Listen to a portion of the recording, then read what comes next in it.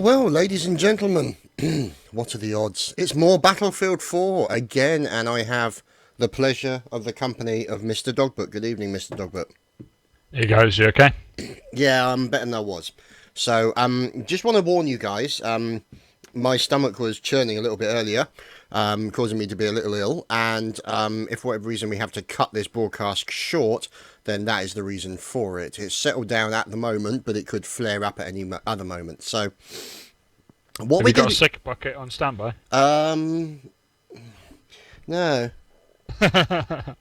No, I'll be fine. I'll bag it or something. I don't know. Anyway, so we're going to be bringing you Obliteration today. Now, this is obviously another test cup, and we are on the server at the moment, and Mr. Dogbert shall be joining us shortly. Now, for those of you who are not aware of the ins and outs, as I'm being spammed by my machine, okay, by my phone. No, I'm actually on the server. As far as I'm aware, I joined on them, so, and I did put in the password, so, just to check, and, correct. So, this is set to Obliteration at the moment, and we're just waiting to see what's going on, as I think there's a few guys in observer mode. So, in the meantime, it's just a case of let's tell you about Obliteration mode for those of you who aren't aware. Now, what I'm going to quickly do is I'm just going to cut to the game's camera. Now, here you can see, essentially, this is the object of your attention. No, not the man, but the bomb. Now, obviously, that's given away by the fact that you have a large flashing light above you, so to speak, and the word bomb next to it. Now, that is open to all players. Okay? Now, what happens is that that person then has to take the bomb to one of the arming points. Now, that's one of the enemy team's arming points. And you can see that now being armed by Hadouken. And you can see that now he has to get out of the range, as that's literally like a 10 to 15 second detonation on being planted. And that's a big bang, as this guy is about to find out. And he just survived it.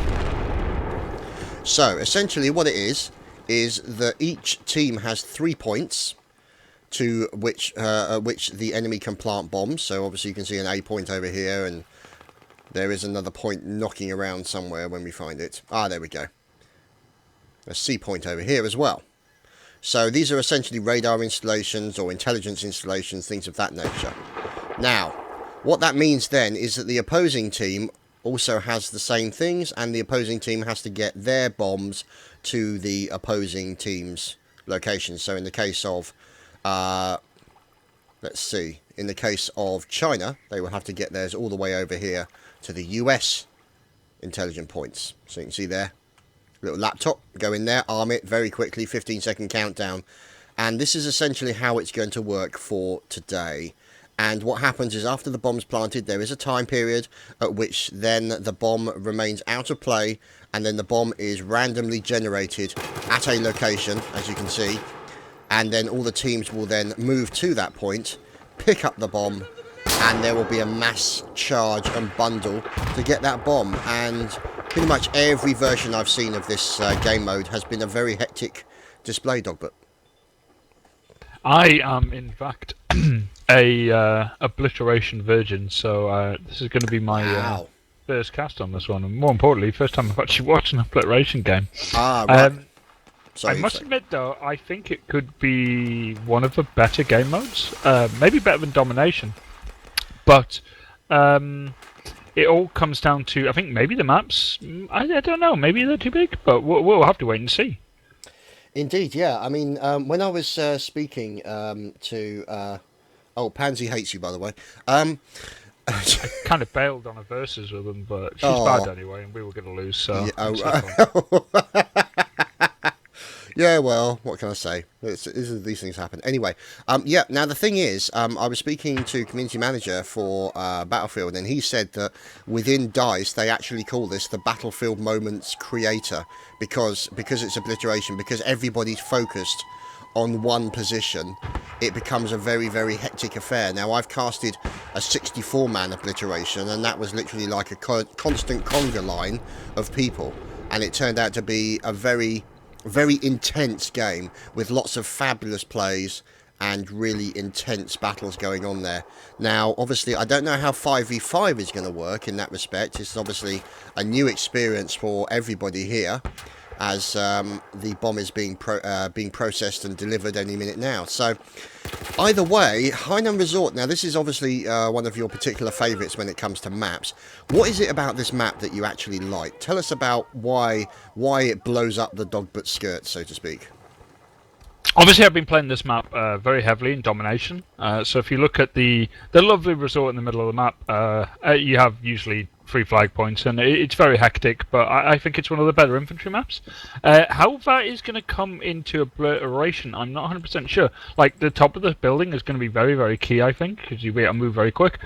But I think this is going to be a really, really high pace and quite fast moving game. Obviously, people got you can't hide that you've got the bomb. It's pretty. Both teams will see exactly where it's going and so on. So it's going to be pretty much. I don't know. Yeah, it's pretty much a rugby scrum more than anything else.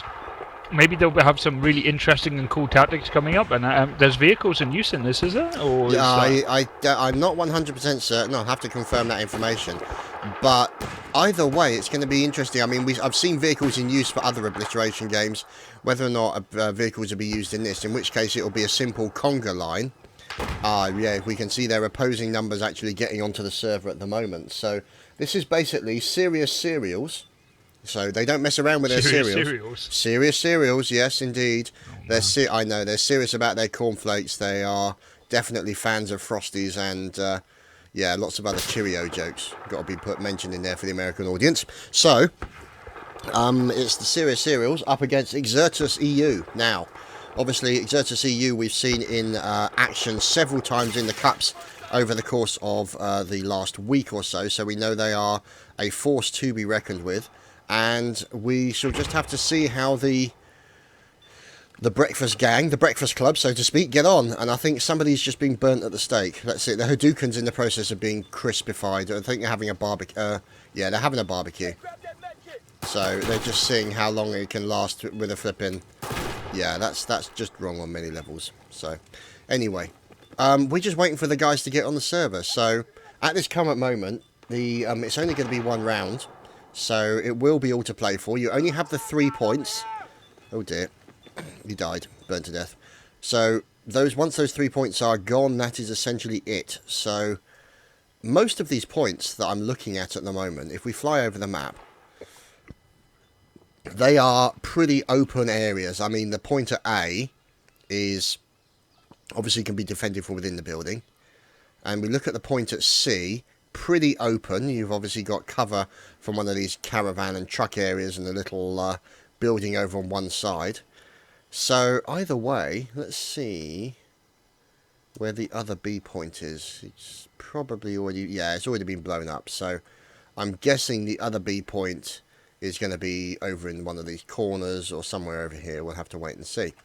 So either way, I think we're going to have an entertaining match in general. Now, bear in mind also that spawn options, you can actually parachute in. There is actually a spawn parachute around here, this sort of area here on the map, that enables you to parachute into that point. So it will be interesting to see how that turns out. And we're just waiting for one more member of the Breakfast Club, the cereal guys, to get on the server. And that's CB4R. And we're just waiting to get going. So, interesting. Should be fun. Should be hectic. And should be very silly, as this game mode has proven to be on many an occasion, Dogbert.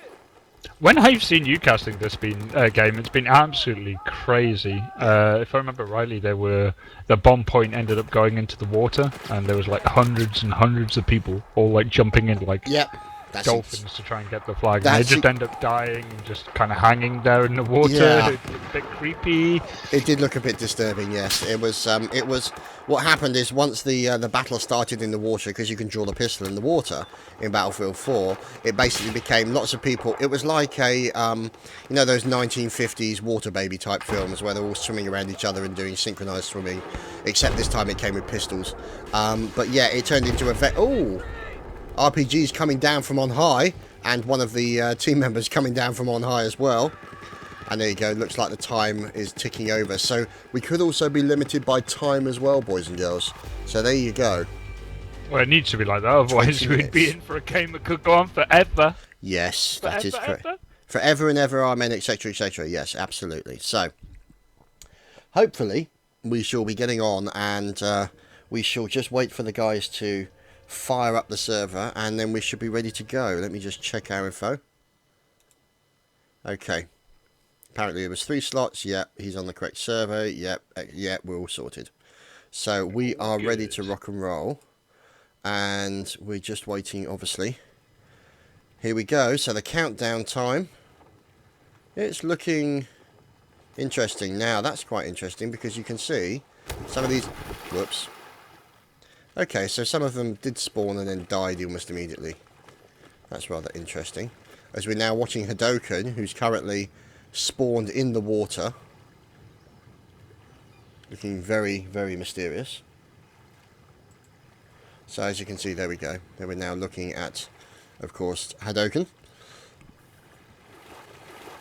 And we're underway as the timer ticks over. 20 minutes, Dogbert.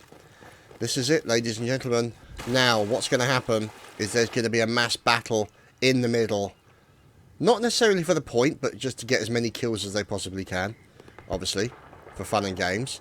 But also they'll be parachuting down onto the point, like this gentleman up here. That's, of course, Exertus Phantom. Now, it looks like he might be moving onto that point, because invariably it seems that most of the time, Phantom goes down at the midpoint, and most of the time the bomb has actually been spawned in this sort of area. So this is where they're firing and all the battles are going to go. As we can hear the lobby music in the background, so Hadoken gets taken down. And we're now looking at, for the serial guys, you've got Spam Posting YT, Hullabalooza, CB4R, Simple Plan, and Captain Louis. And the bomb, ladies and gentlemen, has been spawned, and it is in the hotel lobby. So, as you can see, behind the bar, and in goes Hadoken, picks up the bomb, and is now away. So, let's see if we can lock in on Hadoken. So we're now following him. More importantly, the Breakfast Club has just been completely wiped out here, so looks like Exertus are going to have free reign with the bomb in the middle early on. It looks like it. Now, obviously, they're in the lift, enjoying the lift music, and that flashing red you can see, that is the indicator of the bomb. So, let's follow and see where this gentleman is going to go. Now, we're watching Hadoken, and you can see other guys parachuting in as well, being shot down as they come in the parachutes. Now it looks like what they're doing is they're using that area to actually go over towards the B side and making their way over, but you can see fire coming into Hadoken, and it's not looking good as teammates are firing back at him to try and cover him as he's moving in towards the bomb here, Dogbert. It's looking really good to me. One of the Breakfast Club is going to be slowly but surely coming up behind this Exertus lineup. I don't think they've noticed him. Also, the fact that they're spawning up in the air, so one of the Breakfast Club just coming in from up high. Yeah, the serious cereals are serious. They want that bomb back, and it looks like Stray is on there trying to do it. But it looks like also you've got a guy engaging it with a possible light machine gun. to try and put some spray onto that B point, so when they try and plant it, they can't because they're taking a lot of fire. Now, there we go. Quick rush in, fire to force him to keep his head down. And there we go, ladies and gentlemen. The bomb point has been spawned. Now, there are no tickets in this game, so there is no reason that the Exertus guys are going to leave this point. They are going to stay here until the fat lady sings and the bomb goes off like so. The Exertus lineup are doing really, really well here. They absolutely just ploughed through this Breakfast Club lineup. Getting to the far side, they had to go over the water, which, seriously, they were so open in that. But as soon as one of the Breakfast Clubs opened fire on them, you basically seen 3 people from the Exertus lineup just picking that guy off instantly. And I think the Breakfast Club are really taking too much time to respond to this Exertus lineup, especially when they're pushing forward with the bomb. Yeah, they are actually called Serious Cereals, not Breakfast Club. That Serious Cereal? Oh, okay. Okay, I just confused you. It's like Breakfast Club. Yeah, well, I did mention Breakfast Club because of the cereals, and yeah, never mind, I'm an 80s kid, what can I say? So now you can see the guys moving in towards the central section. They're obviously at the... Oh, nasty bounce there as one of the guys came parachuting down. And lo and behold, the bomb is in the central section. Now, it looks like, obviously, that central section has got to be controlled by the Exertus guys, as that's predominantly where the bomb's being spawned. Now, obviously, it means if they have control of that central resort area, that now means that you're going to have the Serious Cereals make their way over and try and engage the bomb at the midpoint. There we go. They've gone up on the roof again, and it looks like a little bit of fire coming down. Oh, is that looks like... Oh, look at that. I think that might be a little bit of artillery coming in. Let's see. Hard to tell. I'm actually trying to find out where that came from. Yeah, I have no idea where it came from. Maybe it was a cooldown or something along those lines, but we'll have to wait and see. But it looks like the Exertus guys are not the only person on the roof here, as we might even find a knife kill here. Is it going to be the knife? Is it going to be a knife? Defibbed! He defibbed him on the top of the hotel. Oh my god, I have not seen a defib kill in competitive play, and that is the first one. Fantastic. Oh, down goes one of the cereals as he's trying to defend that A point against the likes of Exertus. There's King Revo. He's put the bomb into place. Now pops out a med pack to make sure that he's going to survive. Unfortunately for the Serious Cereals, there is nobody in the area. You've got one guy crossing the river now. He's about to be intercepted. Oh, look, it's Stray. Oh, Stray. And a knife as well in the river from Stray.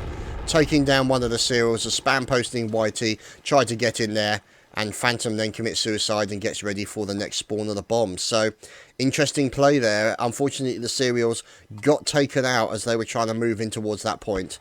And they were unable to really stop Exertus as they moved in to capture point B.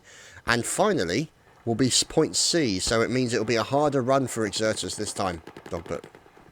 Exertus have managed to get the bomb every time. They've locked down the hotel pretty much in every big firefight, and they just seem too strong when it comes to a head-on exchange. The Super Serial guys really need to stop forcing the issue here. They're already 2 bomb points behind.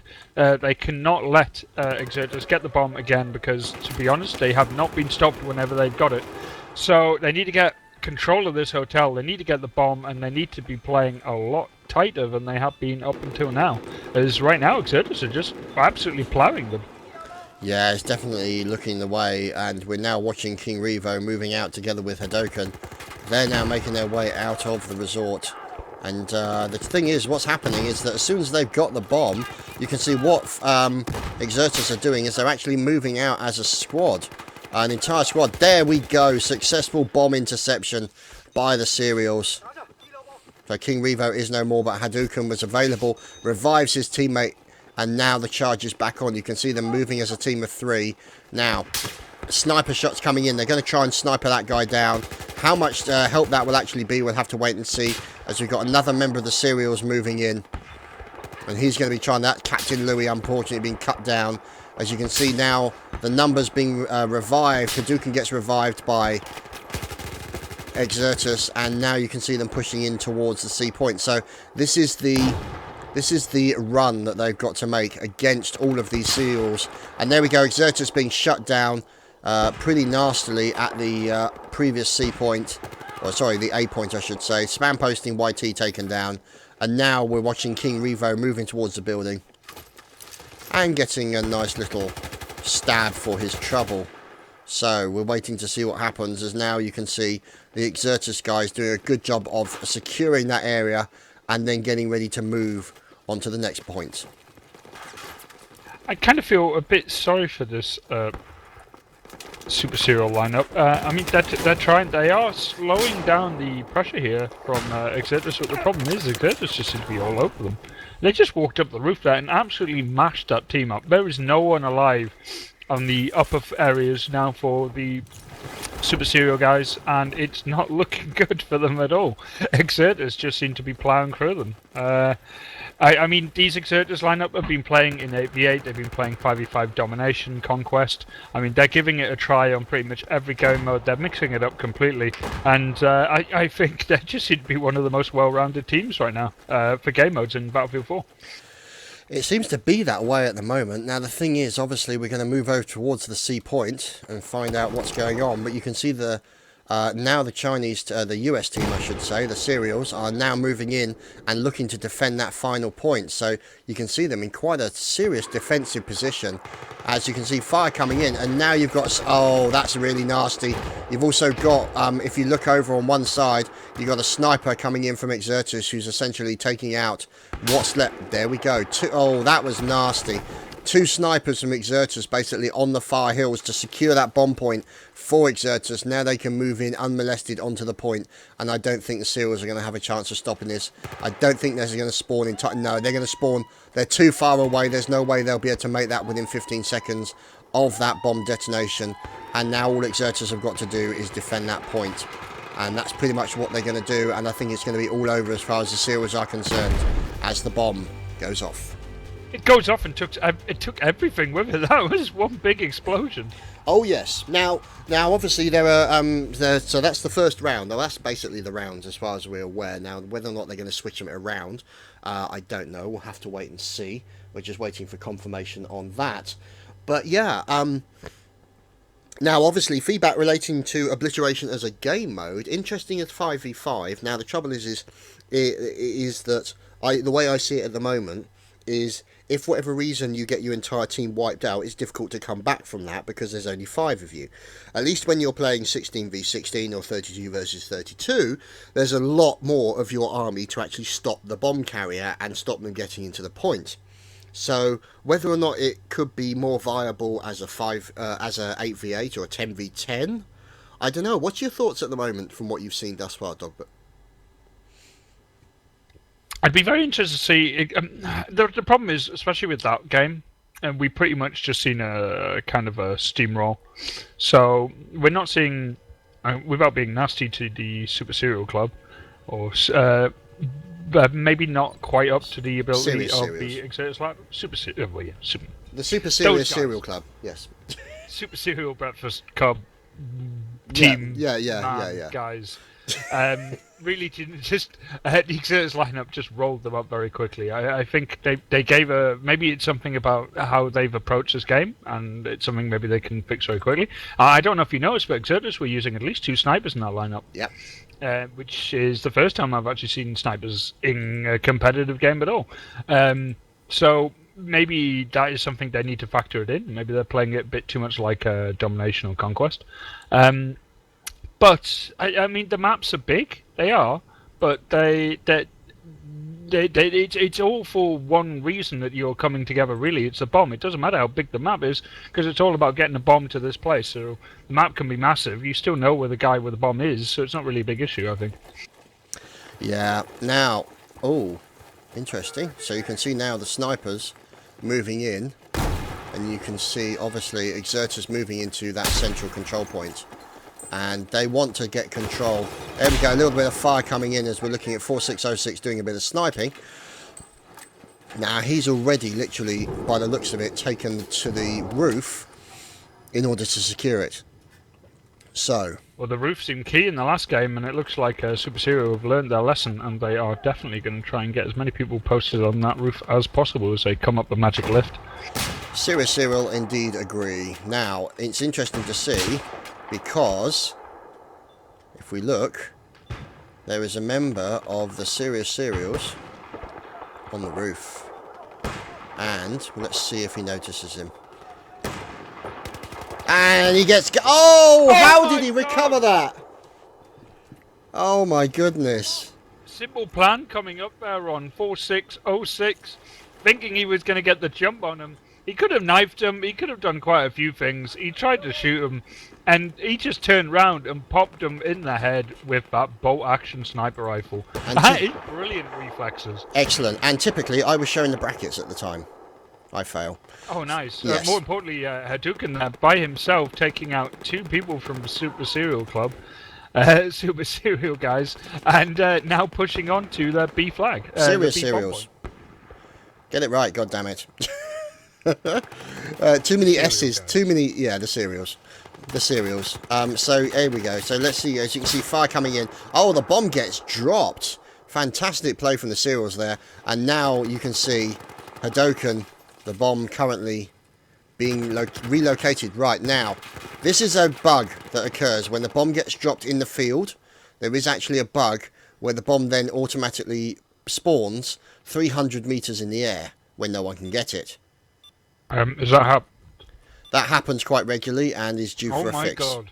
So unless you're very, very tall, Oh my god. you're not going to get the bomb. So now the bomb has been relocated and the battle begins. And you can see the members of Exertus parachute down onto the main point. But now you've got obviously the cereals moving in, trying to engage with a serious amount of fire. Down goes Hallabalooza, and he's engaging, spam posting, having a little bit of fun. Nice shot by Spam, taking down one of the enemies. As now, there we go. There goes the bomb up onto the top yet again, and they're going to be looking to parachute down any second. So we're now watching the inevitable parachute. It's Hadouken, and he jumps. And now it looks like they're going to be parachuting as one of his teammates gets taken down out of the air. As now you can see him being followed by members of the cereals. And now he has to place down some med packs. Snipers coming in, fire all over the place. And Hadouken making use of available cover as best he can. And he's got a teammate on it. Oh, beautiful snipe. Beautiful snipe. Fantastic. But then Spam posting being taken down before he could recover that bomb by 4606, who was sitting around there with a sniper rifle. So now There's no one nearby from the serial lineup to even stop this attack on the bomb point. It looks like Exertus are going to get a very easy bomb plant here. I mean, they're so spread out, and it was blatantly obvious where Exertus was going to go and plant that bomb. They were going for A, but there was no repositioning at all from the serial lineup. So you can see King Revo now defending the point. Hallabalooza being taken down. Captain Louis also being finished off. And now we're waiting for the inevitable explosion that we know will come. There we go. The first point of the Chinese team has been taken down by the US team. 16 minutes left on the clock, and we'll be waiting for a respawn of the bomb. Now, this is interesting because nobody... Now, that's interesting.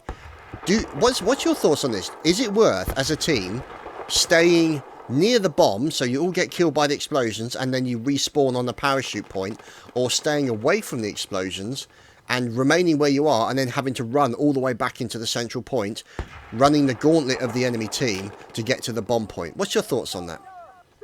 I think that obviously a quick suicide and then a respawn from the air is probably the best way to do it, but that doesn't seem to have stopped Exertus at all, as they've just run back through the gauntlet of fire, picked up the flag, and then now got the bomb once again. I don't think they have not had the bomb at all in the series. They constantly pick it up every time. And the serial guys really, really need to get a hold of this game, because Exertus are just playing it as they wish. Oh. They take the bomb, they walk to a flag. Yeah, bodies falling from the sky. As you can now see, one of the cereals moving down. There we go. See, oh, snipe and a half. Oh, fantastic. Oh, Revo taken down as well. Oh, fantastic snipe onto the bomb holder from the cereals on top of the roof. And the bomb has been dropped now. The question is, are they providing cover for remaining members of the cereals to get that bomb and move it on? Because I don't see... There we go. One of the cereals comes parachuting down. He's got to watch out because he's going to have Exertus hot on his heels. And this could be a first opportunity for the mighty cereals. It's spam posting YT. He gets in and he grabs the bomb. And this is the first hold, for first possession, I suppose you could say, in talking in football terms, for the cereals. And they are away. But they are then going to have to run the gauntlet of that Exertus So poor old spam posting YT gets finished off. And the bomb is now then picked up by Hallabalooza, trading fire with another member of Exertus. And that's Phantom as well. Phantom drills him. And now Phantom's in a position to pick up the bomb and move away. So a good first possession there for the Serials. Indeed, and while the Serials were investing so much into getting that bomb and moving, they really didn't notice the fact that the Exertus lineup was already on the roof with them. They cleared them out quite quickly. More importantly, they lost control of the bomb, and Exertus right now just looking really, really strong in this game mode of Obliteration. Yeah, now, obviously, the thing is, because they can only plant at certain points, means that you can, as an enemy team, form a barrier, I suppose you could say. But, unfortunately, that barrier just literally all got killed. So, unfortunately... Well, they were all paying attention to the bomb. They were all paying attention to what was going on below them and didn't even pay attention to the fact that some guy just came up the roof to finish them off. Indeed. So, we're waiting on Mr. Phantom. Well, they're already pushed over at B. They have Exertus lineup has 2 people over at B, basically as their primary infantry, and they're just cleaning up by themselves. Meanwhile, obviously, Exertus have 1 sniper over on the resort roof. Where was that from? I have no idea, but holy crap, what a shot. It was over at the pool. There was 2 people from a serial just sitting there and just picked them off. 2 snipers. I mean, it seems to be sniper heaven right now in this matchup. Yeah, it could be that this is now, you can see, at the moment, you can see, this is King Revo basically doing his best impression of Michael Flatley. He is dancing around, trying to avoid those sniper shots, and they are literally hitting the ground right next to him. This is fantastic to watch. And now we're watching him as he makes his way through the jungle and the trees and the grass to try and avoid all those. Look at him dancing around as it looks like the point currently being defended by 3 other members of Exertus, and they're going to look for getting in their successful plant onto point B. Phantom does the plant. Oh, sorry, King Revo does the plant. Let's see if they're going to stick around the area as a quick attempt to bomb the point by the Serials was unsuccessful. The entire Serial lineup has just been wiped out. They had 3 over at B, and they just got destroyed by a 2-man Exertus team. And one of those was a sniper, and that was close quarter fighting as well. So this is really, really not looking good for the Super Serials here. Is Exertus are just proving to be the masters on this map. Yeah, so now we can see. Now this is a more serious attempt here by those serious Serials to get in and try and hold that central section. As we listen to the music in the background. It's just King Revo by himself in the middle here, and if he ends up getting hold of this bomb and getting out of there, it's going to be... I think this would probably be the end for this Super Serial lineup, because they're just failing to get a hold of the grip of the game. They haven't really had the bomb for anything longer than about 40 seconds. Meanwhile, Exertus have had it pretty much at will, and I think a clash of skill maybe here. It's a possibility. Now, obviously, out by the swimming pool. So you've got to paddle past this swimming pool and make your way out to the central section here.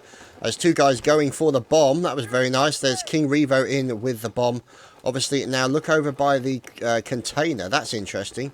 Over by the container ship, which has run aground, there is, in fact, somebody waiting. And we are now following Phantom and friends as they make their way over to the point. Running as a triple. You can see that Exertus have 1 sniper over at C, all by himself, and Super Serials have 2 out on the boat. So it's really weird how spread out both your teams are finding themselves. Have you noticed this now? Exertus changing up their strategy. They're running smoke. They're actually running smoke, putting smoke into key areas where they're going to have to cross in open ground so that they can hide themselves from the snipers. I still don't even buy the snipers are an issue here, because put it this way, if snipers pick some guy off, but you've got medics around, you just revive the guy and keep moving forward. We're watching medic now. train too strong. Yeah, we're watching Revo as he's holding the bomb, making his way in towards the point, as he's waiting to see as the serial guys. There we go. Looks like one of the serial guys got spotted. Did you see that? Literally, as soon as he got spotted by one of Exertus, the 2 remaining guys, who one holding the bomb and one supporting, turned immediately, went after him and cut him to pieces. As now, unfortunately, now the trouble is this guy's placing not exactly great, because they're going to try and put fire, but they are not able to stop them planting the bomb. And this is going to be pretty much it, I think, as far Yeah, pretty as... much. But look at the light. Look at where Super Zero are. They have 2 on the ship still. I mean, there was no repositioning at all. They know where the bomb is. That's all the. That's the only thing they had to worry about. And they were so spread out that Exertus could just power through a 3-man straight through to the bomb point and took it out. When you're so far behind like that, and more importantly, the team is pushing with the bomb, you need to just commit suicide and respawn. Do not stay in the position you were in. You've got to get back and defend. Yeah, now unfortunately in a couple of occasions one of the guys was slightly out of position, so he wasn't able to see them as they put the bomb onto the point. So they were actually able to make use of the natural cover that was available to them by the whole radar dish, and they weren't really able to do anything about it. So a dominant display by Exertus, obviously, as you said, very well rounded, and we shall be moving on and hopefully getting ourselves the next match in this Obliteration Cup. So thank you for watching. We hope you're enjoying so far. This has been myself, Chadman, and with me, of course, Mr. Dogbert. Now, comments in chat are welcome. Are you preferred to see it free cam? Do you want to see third-person cam, first-person cam? I mean, obviously, most of the time I've been doing it as free cam, so you can see what's going on, all that kind of stuff. Most of the stuff you're familiar with, the shooting, all that kind of stuff. So we shall just have to wait and see. Now, Exertus actually go on to meet, let's just see. Let's just check our information. So, they're going to be meeting Team Frostbite. So that should be an interesting battle to see, as I do believe the admin for ESL is a member of said team and might actually be playing. So we shall get to commentate on his demise or thereof. We shall just have to wait and see. Now, the next map that they're going to be playing on for the round after the one that they've just played is going to be Lankang Dam. Now, obviously, we've seen that played on Domination, we've seen it playing on Conquest, everybody's seen it all over the place, and it's quite a well-known map. Now, the round after that will then be Zavod 311, and that will be, obviously, the quarterfinals. Let's have a look at the semi-finals, and you can see the semi-finals will be on Paracel Storm. So, what do you think the finals are going to be? Operation Locker? What are the odds? Yeah. Oh no, not Operation Locker. Yeah. Operation Locker Domination. So, sorry, Obliteration. That is going to be messy as hell. I would like to see how a lot of these game modes are going to just change up the map. Like, obviously, Domination Locker is kind of a meat grinder. Maybe it'll be the very same with Obliteration, but you never know. One of these game modes might just literally be the best on that map, and we'll get nothing like it in like Conquest or whatever. So, yeah, give it a go. Let's see what happens. I mean, that's what the Test Cup's for. And I've got a feeling with this kind of game mode and 2 top teams playing, we're probably going to see some crazy, crazy moments. Absolutely. And we're looking forward to bringing you all of them. And hopefully I won't be on the brackets when it actually happens. So my apologies to 4606. We missed his clutch moment due to my ineptitude. My apologies for that. And it was brilliant. It was It was a fantastic moment, so never mind. Okay, guys, well, we're going to be just cut to some music, and then we'll sort out the next match, and we'll be bringing you that shortly. So stay tuned. You are listening to Chadman and Dogbert on the ESL Obliteration Test Cup. We'll be right back.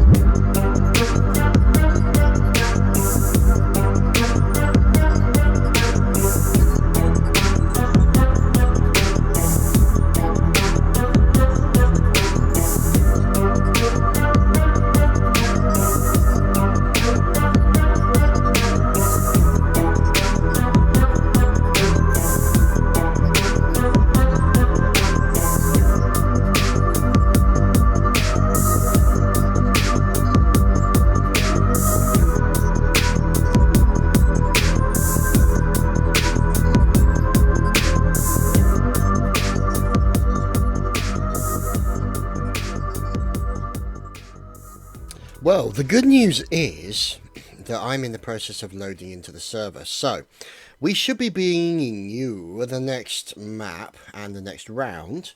Now, it's currently set on Dawnbreaker, but for those of you who are not aware, we will be playing on a different map that, according to Le Braquettes, it will be that wonderful, glorious Lancang Dam. So, we are just waiting for confirmation and getting everybody in and ready to go. And then my erstwhile comrade, Mr.Dogbert, and myself shall commentate on what we find. Isn't that true? Is indeed. It's going to be a good map, though. Are you sure it's Dam and not Dawnbreaker? Well, it says here Lancang Dam map. I believe we are actually playing Dawnbreaker. I think they have decided to test out that map. But yeah, no, I'm a bit confused as well. I guess we'll see. They're playing Dawnbreaker right now, so I guess we might be going with that one. That's a fair assumption. Apparently, there we go. Phantom has said we're doing Dawnbreaker, so. So, there we go. Somebody said Lancang Dam is huge, which is a fair point. It is somewhat sizable. So, as you can see, as we look at the tabletop on the map, you can see here that the Chinese team, who will be in as Team Frostbite, have the 3 points, and they're obviously A, B, and C there. And US, who will be Exertus, will also have A, B, and C. So what we're going to do is we're actually going to have a look at these points. So the first point, A, quite well and easily defendable inside a building. Point B, inside a parking garage. Now bear in mind this is, or garage, depending on how you want to pronounce it, no matter where you're from. So that's quite close in and will be very claustrophobic. And point A is probably the easiest one to get to and the hardest one to defend for the US team. So, let's see if things are relatively symmetrical. Point A, pretty open for the Chinese team. Point C, inside a building. And point B, inside a parking garage. So, very symmetrical in that respect, Mr. Dogbert. Indeed. I'm interested to see. I mean, which bomb point is going to be the easiest to go for? Do you go for the hard one first, just to get it out of the way? Or do you go, obviously, for the easiest one, just get the score down? I think if you're going to be playing against a top-level team like this, you're going to go for the easiest one as quick as possible, because even if you don't manage to get the second bomb point or the third, at least the countdown will be your ally at this point. So at least get one down on the field. Well, but as we've seen in the last game, it seemed to be the team that could dominate the bomb spawns that really took the lead and really won the games. Well, I don't know how useful it's going to be, but I'm looking at Tom John currently throwing flares out, so whether or not that's an emergency flare or he's distressed, it's difficult to say, but obviously we're not ready to go yet. They will be restarting the round soon as everybody's finally got into the server. Now there you can see the big red flashing, that is indication. Look at that. Oh, that's interesting. If for whatever reason you die holding the bomb and you get revived, you then immediately pick the bomb back up again. Which is an interesting touch. I think you're on top of the bomb, aren't you? Well, not necessarily. I mean, it depends. It might be that the bombs drop some way behind you. We'll have to wait and see. So, anyway, you can see them Especially now. The crazy sniper kills you get with some people, the body ends up flying like a mile away. Exactly, They yeah. got shot. I love that. I love the physics you get in the BF engine. When people get hit, they do go flying. Yeah, it is the definite case of, whoa-hey! Oh, look at that. That's interesting. A few flares out. John gets his flares out. He thinks it's the 70s. As you can see, those bright old flares lighting up the area. And you can see that this is what I was kind of expecting, that the battle for the B plant point is going to be quite hectic because they're both in internal buildings. The A point is going to probably be the easiest one. Now, let's see if we can go and have a look at the C point for the Chinese team. There we go. We're not going to because they're going to change.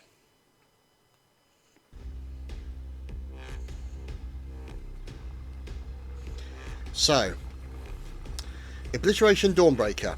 So you reckon they're going to go for the easiest site, and then obviously, if for whatever reason they manage to take out their enemy on the easiest point, that will then actually give them quite an easy run in to one of the harder points because there won't be so many enemies to worry about.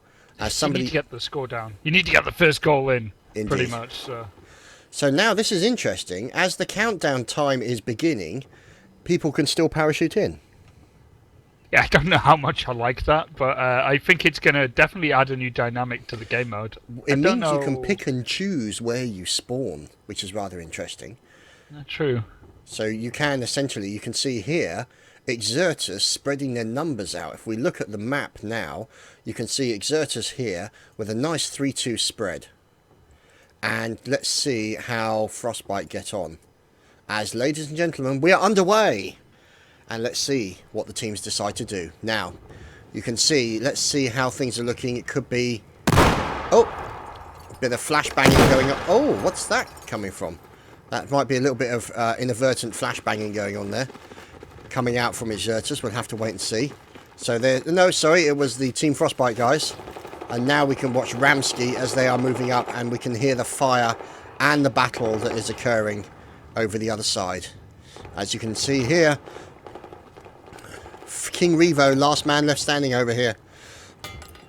As nades coming out, you can see the explosive nades coming down. And now it looks like you've got the... Oh, look at that. There's fire... Oh! Notice, have you seen where some of the guys are? Look where XTS 4206 happens to be located. I'm seeing he's keeping us a very close spawn point for any of the team that want to just spawn on him, so they can just instantly jump down and into the bomb area. It looks like Exertus, King Revo picking up the bomb point first. King Revo as well, even though he just goes down there, and so does a lot of the Exertus lineup. He managed to clean up in the middle. They had a kind of awkward situation, but they managed to rectify it quite quickly. But talking of rectifying it, Team Frostbite here have got the bomb now, and this is the first time that Exertus have found themselves with the enemy really wiping them out and getting the bomb. Yeah, it's looking that way now. The thing is, I'm wondering what they're going to focus on, because obviously you've now got members of Exertus parachuting in, taking down very quickly. But the trouble is, because they're all spawning at different times, they won't be able to actually... Oh, look at this coming in, and Phantom doing a very nasty number. Waiting to pick and choose. There we go. Team Frostbite come under fire from the rear. A back rage from Exertus. Beautiful timing by Exertus. They're now taking down the bomb holder, trying to finish him off. And look at that. Oh my goodness. That was an ambush, pure and simple. Beautifully executed by Exertus, and they shut down all of Team Frostbite and got that bomb back. Not very all nicely of played. Team Frostbite still had some guy, Artis Ransky. He's still live, and he's being the mobile spawn point for a lot of the team. But now they're finding themselves in a stern chase here, as Hadouken and Phantom and King Revo are making a play to the A bomb point. And I'm not 100% sure if Frostbite are going to be able to reposition in time to stop this attack. Well, if you happen to notice, just about to land in that general area. Oh, there we go. We had a parachute landing onto the members of Exertus, and that was a very nice ambush. There we go. The bomb's back up again. King Reaver, and there we go. The bomb holder taken fire. As you can now see, more fire coming in as King Revo and team moving inside the buildings to give themselves additional cover. As you can now see the bomb moving over towards the A point. It looks like you were right. They are going to go for the easiest bomb plant to try and get that advantage. It's just a matter of time as to whether or not it actually works. As you can see, fire coming in from Team Frostbite. They're trying to push in towards that A bomb site. Are they going to be able to make it? Look at that. Sneaky little spawning. Oh, look at that. Look at where they've spawned. Oh, that's so sneaky. As members of Exertus killed. But can they get in to get a defuse in time? Let's see if we can watch them. Going in for the defuse. They're going to have to run in. He's gone in for the defuse. Dies on the point. Artisan ADI may not be able to get it in time. The time's ticking away. Can Ramsey, can he get to it? No, he's cut down. And that's a successful bomb plant. So that was a bit unlucky as far as Exertus were concerned. They got cut down in ambush, but they still managed to get the plant, and then they managed to hold off the attackers long enough for that bomb to go off. So good play there by Exertus, and that gives them one advantage to nothing as far as this map is concerned. Pretty good stuff so far, wouldn't you say, Dogbert? Exertus actually played really, really well. Now, Frostbite were in a very, very good and very sneaky position on the A bomb point. and it was able to kind of shut down a lot of the Exertus players. The only problem was that they ran out of ammo. They had so many of Exertus to shoot out in that A bomb point, but they ran out of ammo and didn't have enough to finish off the last bomb planter. But Exertus repositioned brilliantly, and they're in position to take the bomb for the second time in this game. Yep, into the boardroom, and you can see them now making their way to that point, and the room has been collected and taking fire almost immediately. You can see they're members of the Frostbite team coming in, and now that's interesting. There we go, going in. Oh, there's a knife and a counter knife and a knife. Oh, fantastic. Ramsey with a counter knife onto one of the Exertus guys, and we're following him through the building as he's following the bomb holder. There we go.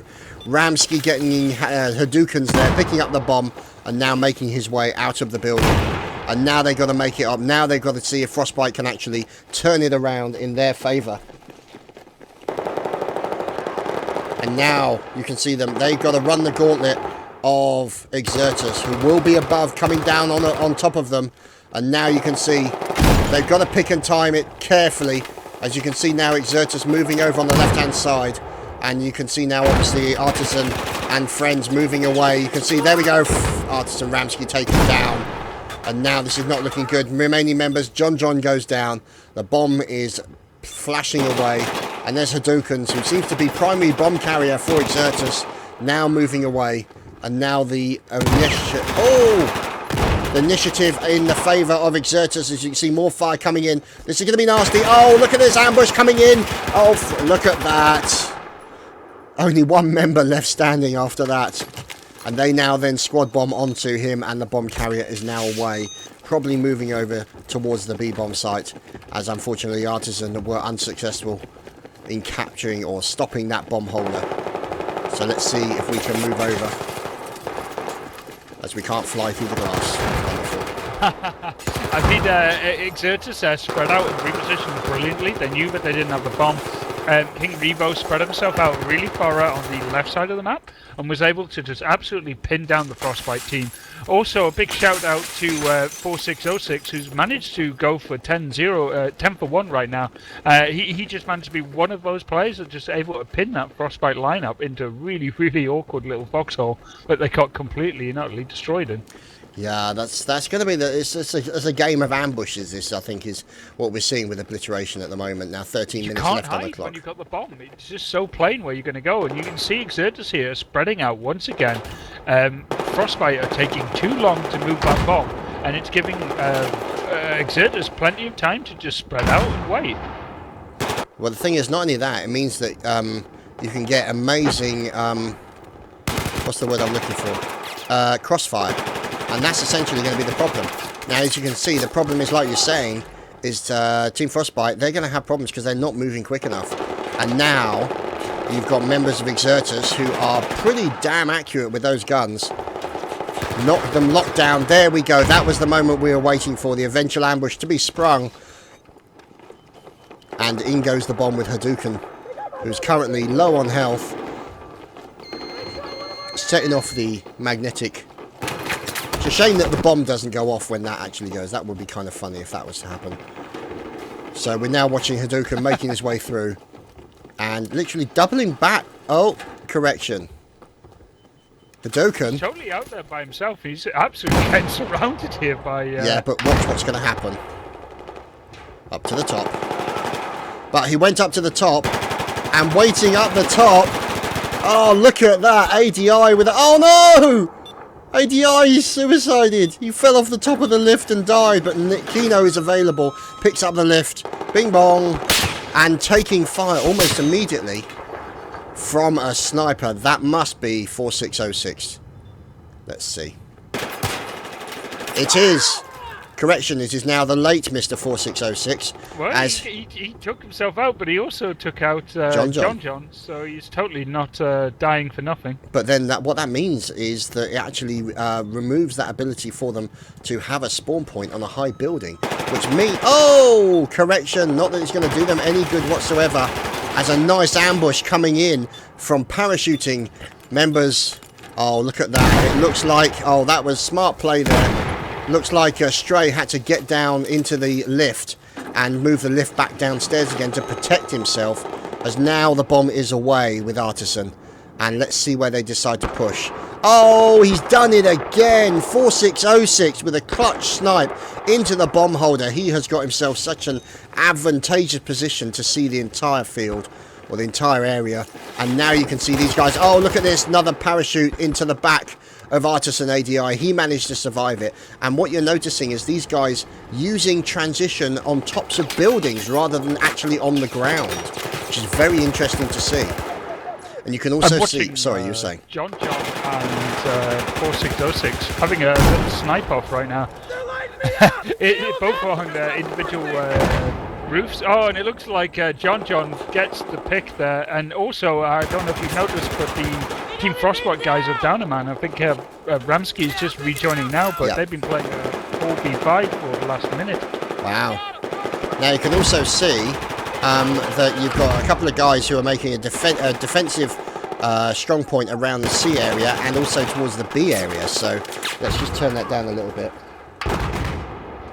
Hang on a second. You, sir, can have all the Xbox items you want, but in somebody else's channel. Okay. So Frostbite there, Kino's put the bomb down, and that's the first time Frostbite have managed to get a bomb placement in this matchup. So will Exertus be able to stop it in time? I mean, they've got 5 man in here. It's 4606, he's going for the defuse. It's a 3-on-1 now. Kino is the last man up. He's getting the revives, and AD's up as well, but I'm still looking like Exertus are going to power through here. But it's too little too late, and it is now 1-1.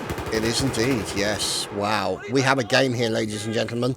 And that was where 4606 fell as he tried to attempt a defuse of that bomb, unsuccessful though he was. So, let's see who's got the advantage with the respawns. I would say at this current moment it would be Team Frostbite Artisan, as they have a guy on a tall building. However, looking over the other side, down the bottom, it is, of course, your friendly sniper, Mr. 4606.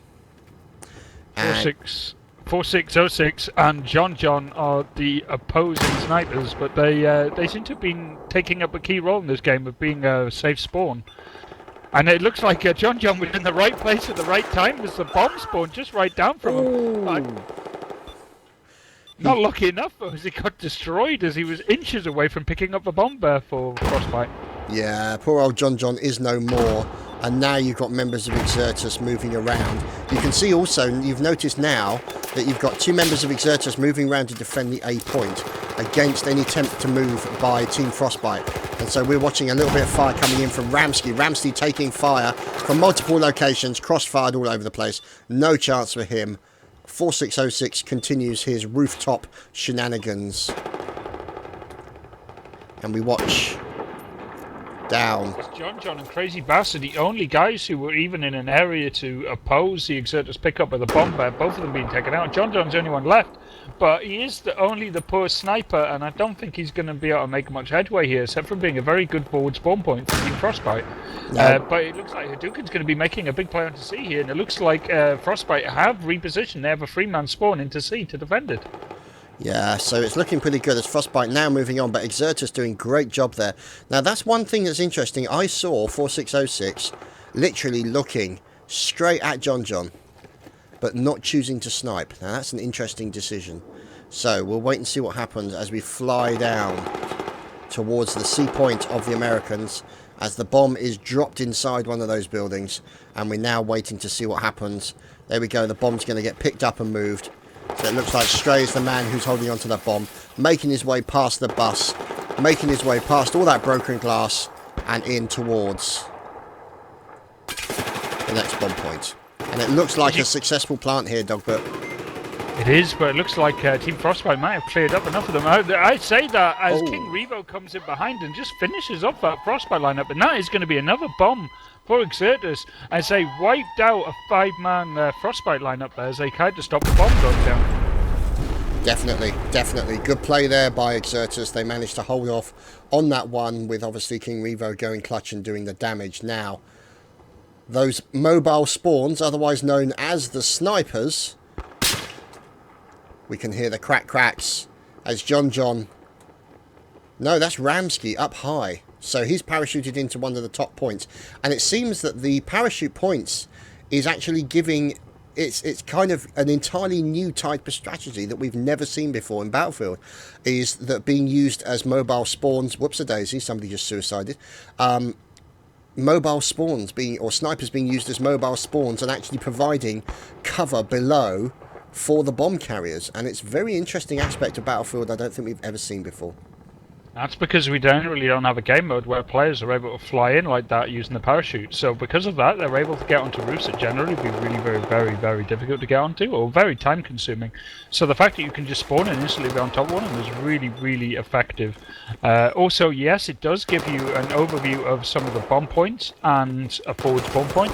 But Exertus has been the team, really, which has had more men on the ground and less on the roofs. While Frostbite seem to at least always seem to have either one or two on the roofs, but not enough men in the flag points defending them. Yeah, you can see now Phantom pushing up onto the Artisan guys. They're taking loads of fire. Phantom gets cut down. There's Crazy Baz in there doing the fire as well. And it looks like they're going for the bomb holder. Oh, the bomb holder then returning. King Revo finally getting cut down. And the bomb now in the hole. Oh, Crazy Baz picked up the bomb off King Revo and thought he may be able to sneak out of this little engagement. But unfortunately, he was shot in the heel and brought down. That was very nasty indeed, as now we're seeing Exertus moving as a determined squad. As you can see, fire coming from above, raining members of the Frostbite team moving up. And Hadoken coming under, so a little bit of fire, sniper fire all over the place, but you can see other members of Exertus. Oh! Heavens above! That was a lucky shot. Hey, Dai managed to shut down Hadouken. That's really important. If Exertus go back and pick up that bomb, I think they're going to have quite a clear route to B here. And I think it's going to be really difficult for the Frostbite team to stop this push. It all comes down to this defensive B, and if they cannot hold, they are going to find themselves down in this first round. But we only have 3 minutes, 40 seconds left. So if Frostbite can hold, they might be able to bring this only to a 2-1 loss in this round. Yeah, that could be the case. Now, the trouble is obviously they've now got to run the gauntlet. They've got 2 points, 320 metres away, 280 metres away, and they've got a very angry Exertus team in between those 2 points. So, Crazy Baz holding on to the bomb. The life expectancy of the bomb holder on average in most of these games has been around 12 to 30 seconds if you're lucky.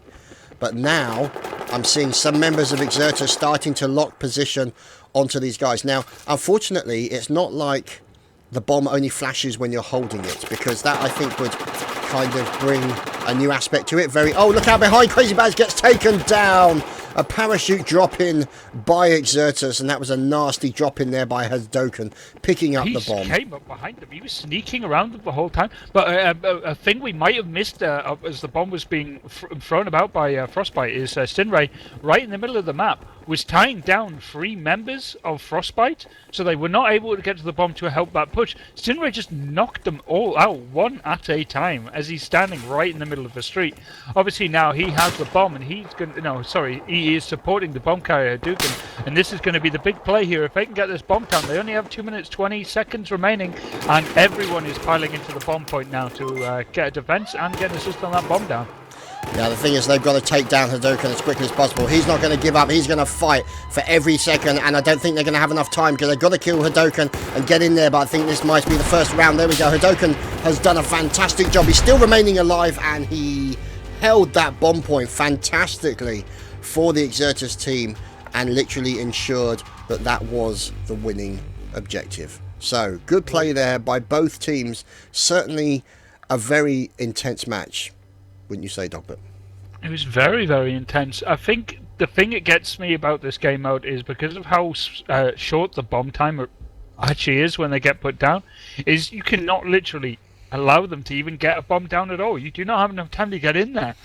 If you're not literally in the same area as the bomb point and they plant, you don't have time. You got to be around. You got to be right on top of it to actually get it diffused, because of how quick it goes off.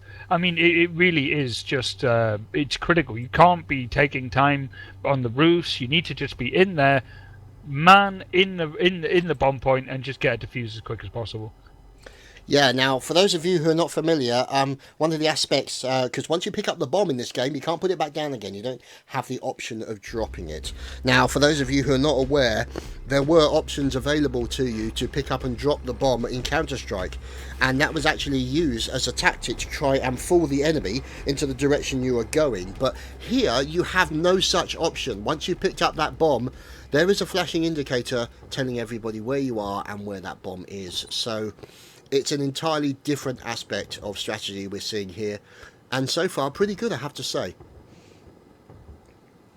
Yes, indeed. Let's see if we are going to have our next round. It looks like the Team Frostbite guys have lost one of their players. That's John, their sniper. So it's both interesting at both 4606 and John are both taking up the sniper, and it looks like John has been replaced by Organ's Mo. So maybe a change in tactics here for Team Frostbite.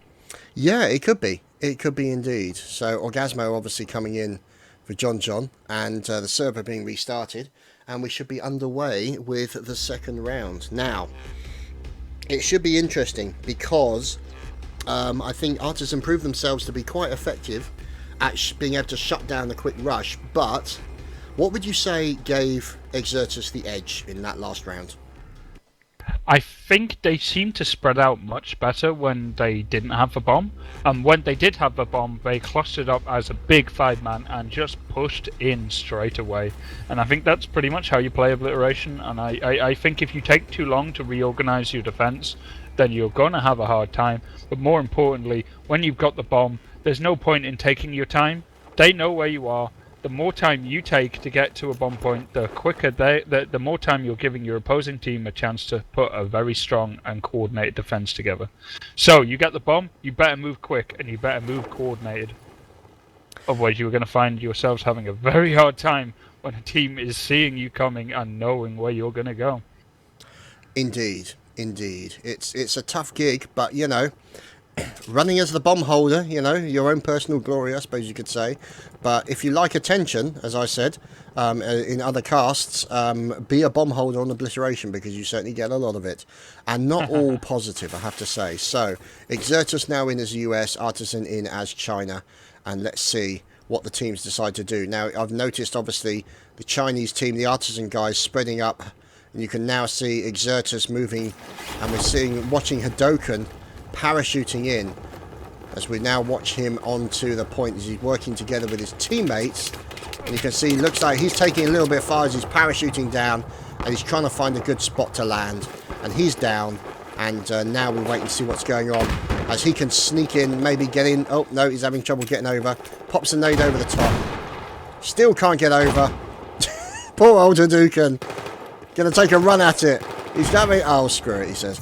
So poor old Hadouken there, having trouble getting his leg over, and we now move over to see what's going on as the main battle has been occurring in that main control point, and Exertus are again in position. Good position by Exertus to pick up the bomb. Oh, Stray taken down, and King Revo with a little bit of spawn protection, but wasn't enough as two other members, as Ramsky and Crazy Baz, come in, pick up the bomb. Ramsky holding on to the bomb, now making their way out and trying to get to that first bomb point. Let's see how they proceed. You can see Exertus here trying to quickly get their defense in order, using the roofs. The big change here in this Frostbite lineup is all of them now are playing Assault. There is not a single sniper in this matchup. They are going a all-out attack. Oh, Phantom. Oh, Phantom with a fantastic, absolutely brutal ambush on top of the Artisan guys. Drop down from that little section where you can see Stray is currently remaining. Cut down 3 members of Artisan Frostbite. And now Hadouken made his way away with the bomb and is currently flashing like the red light district in the centre of the street. As you can see, Phantom picks up the bomb and makes a run for it, making cover behind one of the protections available to him. And it looks like it concerted fire there coming in from Exertus, crossfire from all directions, took down that Frostbite defensive team, and now they're in a less strong position as we're watching Phantom and friends moving the bomb towards the next capture point. I'm still trying to work out the viability of the sniper in this lineup.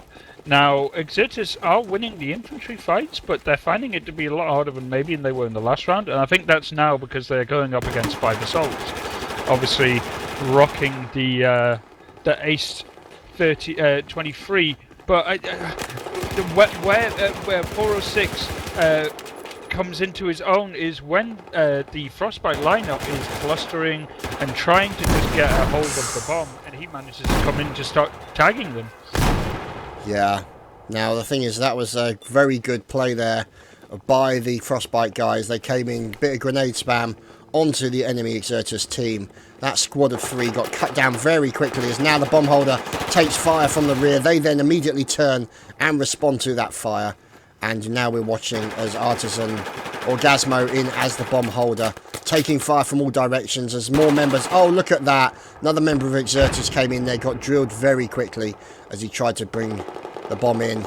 And we're now watching the Artisan team make their way over to the C bomb point. Maybe they'll be in a position to blow it sky high. We'll have to wait and see. It's going to be a 3-on-4 here as defense. Exertus are finding themselves thinly spread. Not anymore. Looks like the bomb carrier goes down, but they're still finding themselves slightly short-handed. But it doesn't look like that's going to be a problem for them. Oh, wow. Ramsky. Oh, Ramsky, you managed to get Crazy Baz up, but not quick enough. Oh, that was so unfortunate for Team Frostbite there. They literally ran that. Oh, look at that. A nice ambush coming in now. Artisan ADI doing a lovely ambush. Kino also dying, managing to recover some of his teammates. The bomb dropped in the field. That was the only person left there. He's managed to get a respawn on top of him. Ooh. That is it. There is no Exertus lineup in the C point, and this might be the first bomb point they concede in this round. Wow. That was some serious intense gunplay going on between both of the teams. All 5 men into the C point here. They got to get on top of that bomb as soon as possible. They cannot waste time trying to get frags here. They need to get on top of that bomb point as soon as possible. I don't know if they're going to be able to do it. That is it. Exertus are completely shut out the C bomb point. And oh, son of a bitch. Son of a... What's up, bro? Oh, son of a... That's alright. XSplit. XSplit crashed on me.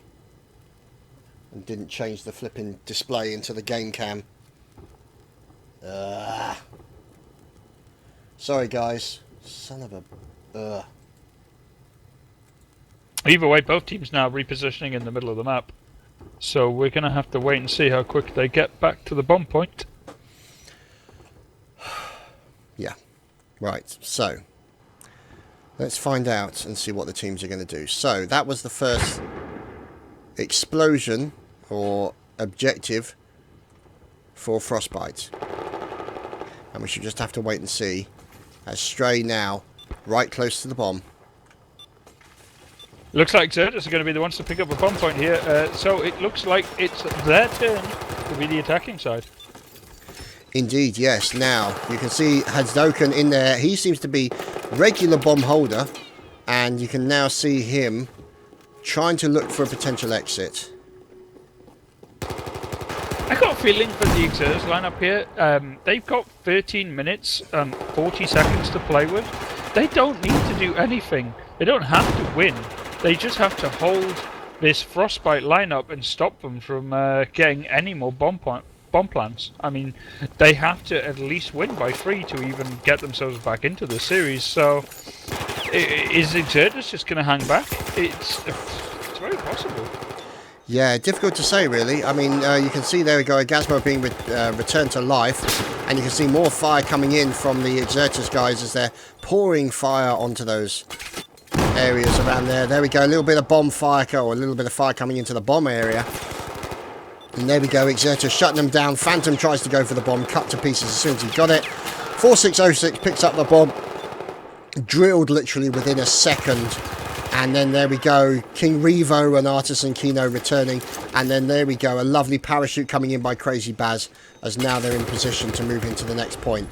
Now, that's interesting to see that now they've actually got the easier point to go for, but they've now got 3 members of Exertus up against them. Ramsky, Revo trade, And now you can see here other members of Stray and other members of Exertus, they're being revived. They've got to get in there. And is that what... Oh, look at that. Oh, did you see that? That was so sneaky and brilliantly played by Team Frostbite. And you're going to see a crazy rush here from Exertus. They're trying to get into the bomb point. I don't know if they're going to be able to do it. They're spending far too much time outside of the bomb. They need to get in there. They need to get into B. They can't spend time trying to get kills. This happened last time. But they're just going to walk straight in bayonets range here. And they've wiped out the Frostbite lineup. Are they going to be able to defuse time? But no, they're not. And they die for getting too close to the bomb. There is only 12 minutes left in this game. And Frostbite might actually be able to beat Exertus here if they can do it in a quicker time. That's going to be very interesting to see. Now, that was brilliant play. That was so cheeky. They flew off the roof of the bomb, flew into B, while Exertus was still setting up the defences on the A point. Team Frostbite threw a absolute curveball there and caught the bomb plant and covered it. Oh, that was just brilliant play by Frostbite there. Absolutely brilliant. And that's why this game mode is so much fun to cast. Indeed it is. However, my cast just ended because my game just crashed. So I will be back in as soon as I possibly can. The wonderful world. Oh, I can shoutcast old school style. Feel free. Go ahead and do so, sir. Phantom managed to clearing up the bomb point. Was in Frostbite's hands there, but Phantom all on his lonesome manages to clear it up. But it's all down to Crazy Bass now as he's the spawn point and the only man up for Team Frostbite, and he gets the bomb, but he gets shut down immediately. I wish we had a kill screen, because that would help me a lot, telling on who's killing who, and it looks like Exertus here are going to pick up a bomb. Well, you're still going. Exertus here, just still looking at the bomb point. Yeah, no, I was trying to work out what was going on here, and this is just a absolute mess here over the bomb point, and they're trying to get their hands on it, and it looks like Exertus might be able to take this, as it looks like Frostbite have already started to go into defensive mode, and yes, there you go. Hadouken here picks up a bomb, and they're going to make a play onto the A point. Okay, well, it looks like we're back in again, so let's follow in as we're watching. Orgasmo follow. There we go. He is in the process of looking to see where his teammates are, looking for multiple members of Exertus, and he parachutes down and takes down XTS 4606. Phantom ahead of him dies as well, and now you can see. Let's move in and find out what the team is up to. Kino there flew in behind the bomb carrier, took them both out before they could even realise what was going on here. And this is just infantry chaos right now, as both Exertus and Frostbite are just mashing it up infantry style. Grenades, every assault is making a play, and it looks like the Team Frostbite lineup managed to wipe them out, and the only people left on the field are so far out of position here, but you might even be able to see a really good play onto A from the Frostbite lineup. Yeah, it's looking that way at the moment, as now we're watching Crazy Baz. He's pointing out, he's marking those guys with a Q. Q for victory, boys and girls, that's the way forward. And you can see loads of fire coming in as we're watching Crazy Baz through his eyes at the moment. He's carrying the bomb, he's taking a lot of cover. He decides to back off, move his way out of the point, and now we're following the bomb carrier. Crazy Baz, CWP, for Artisan, and now we're seeing how they get on as they decide to move on towards the point, taking fire. The bomb dropped in the field. And now let's see if we can find out. We now move in as Artisan. There we go. Crazy Baz gets the bomb back again. Gets revived. We now move in with him. And let's see if he can close in. There we go. Looks like they're trying to close down multiple members of Exertus. And Crazy Baz has get finished off yet again. And now we're looking at Kino holding onto the bomb. He doesn't decide to Oh, another fire. There we go into Artisan. And you can see, there we go. Oh, another dead body on that bomb. They are literally going after that bomb left, right and centre. Another one dead within 2 feet of it. Fantastic. The Frostbite lineup here are finding themselves in a horrific crossfire, and that is the mistake of going out to the open road. But they were held down long enough that the rest of the team were able to get involved. And I was going to actually criticise 4606 for being in a kind of very awkward position where it didn't look like anyone was going to go. But he managed to catch the bomb carrier literally as he was about to be in safe in cover, and that was hugely important. If 4606 had not shot him down there, Frostbite might have found themselves in the 8 point, and that might have been good night for the Exertus lineup. Yeah, now obviously let's see how it goes on, as now you can see the bomb moving into the point, or moving in the general direction of the point, being defended by Exertus. We do have a kill feed, but it's up in the top right hand corner and hidden by a lot of things. Oh, look at all that fire! 4606 and Phantom unfortunately dying literally right next to each other, almost holding hands together in death. And now Crazy Baz moving on to capture the point, or capture the bomb, and start making a run with it. So you can see him pointing out the enemies as he's starting to make a run. They've got to make a run into that final point. This is the A point that you can see the Artisan guys working towards. And let's see if we can follow. No, we weren't going to follow Crazy Baz, but he dies face down in the bush, and who doesn't want to be there? So you can see loads of fire coming in. Oh, explosions! Bomb dropped again. Bomb, at this point, Exertus can just really play for time. They have 6 minutes 40 seconds. If they can just hold at this point, they will go through to the next round. Yeah, so there's Stray. He comes in with the bomb, so let's see if we can follow Stray. So he's currently carrying the bomb, lit up like a carnival float, to say the least. And although there's not a lot of bombs on carnival floats, at least not that we're aware of anyway. As you can see, there we go, coming fire into them. Stray taken down, and now Crazy Baz might be in a position to pick up that bomb. Let's move over and follow Crazy Baz. As you can now see him, he's holding onto the bomb as teammates are dealing with it.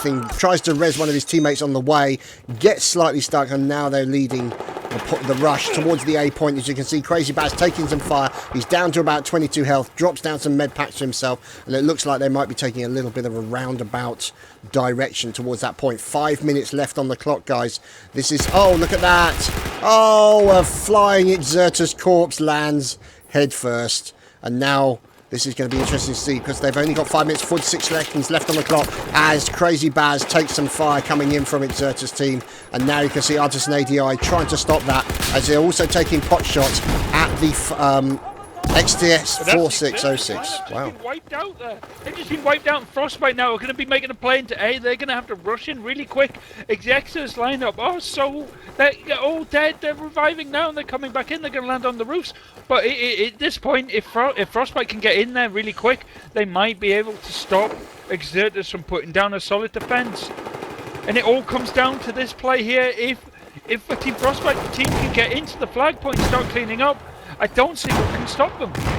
Yeah, it's looking that way at the moment, and it is the most open point, but it's also most prone to spam, as now we're watching Ramsey coming under fire, taking down King Revo, taking him down very quickly with the ACWR, and now moving into the next point. Tried to revive one of his teammates, coming under fire from above. Phantom in a very nasty little ambush position, and now let's see if we can follow, as there is a pretty nasty ambush situation being set up at A by the members of Exertus, and we're just waiting for the trap to be sprung. No, it's not like Frostbite don't know where they are. They're well aware where they are. They just need to. They have to get in that bomb point anyway. But it looks like the bomb carrier's been shot down now. And here we're going to have a crazy play for the bomb. Are they going to be able to get in the way? They are. So Frostbite still has the bomb. But here's a big problem for Exertus. They are playing with 4 men. One of their players has been out drop the game, and the bomb point is about to go down. And will Exertus be able to stop this push with only 4 players in the server? There we go, a quick attempt by King Revo to get onto the point. There we go, it could be great. There's nobody nearby, they're making a rush for it. There we go, there's King Hadouken going in, and they're taking fire all over the place, and the bomb got defused! King Hadouken stops it! King Hadouken! I should just already called them, but it doesn't matter. Crazy Baz is back there, and this 4-man team is not able to stop a 5-man Frostbite. Very unfortunate there. As that's pretty much... King Revo's trying, gets taken out, and there you go. So a free bombs each. So it'll be interesting exactly how this goes down. We play a draw here, or is that? I'm not 100% certain. It may be considered a draw, might be a golden cap, but either way, holy crap. That was pretty goddamn intense, and a last-minute defuse. But the trouble is, that last minute, I think it might be all over, because people are now leaving the server. That last-minute defuse cost Exertus that last point, because they sacrificed all of their men to try and get that defuse. Got them all cut down by the Artisan guys. There was no one left to stop them. They were able to replant it and get that final score. Team Frostbite were making plays for that bomb plant. They knew exactly where Exertus were placing their defense, and they just managed to get. If you get that, that is the first time I've actually seen a proper defuse. I mean, let alone under fire. I mean, that was really good play by Exertus, but they just couldn't find themselves. They just couldn't get enough people on the bomb point to stop them. And yes, that is it. Team Frostbite advances and Exertus find themselves out of their second cup. And it's really unfortunate because, to be honest, they were playing very, very well in the first round.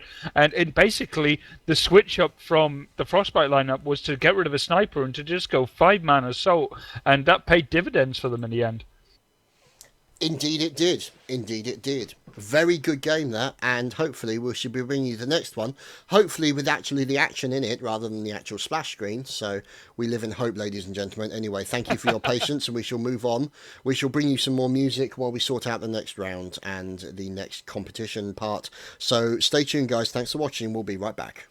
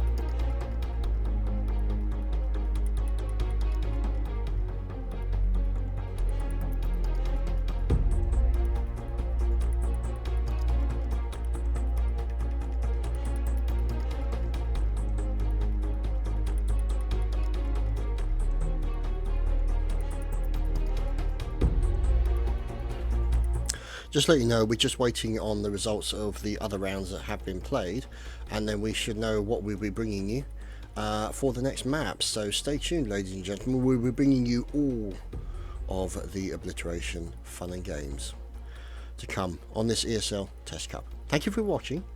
Thank you for staying with us. But don't go away. There's plenty more to come. See you soon.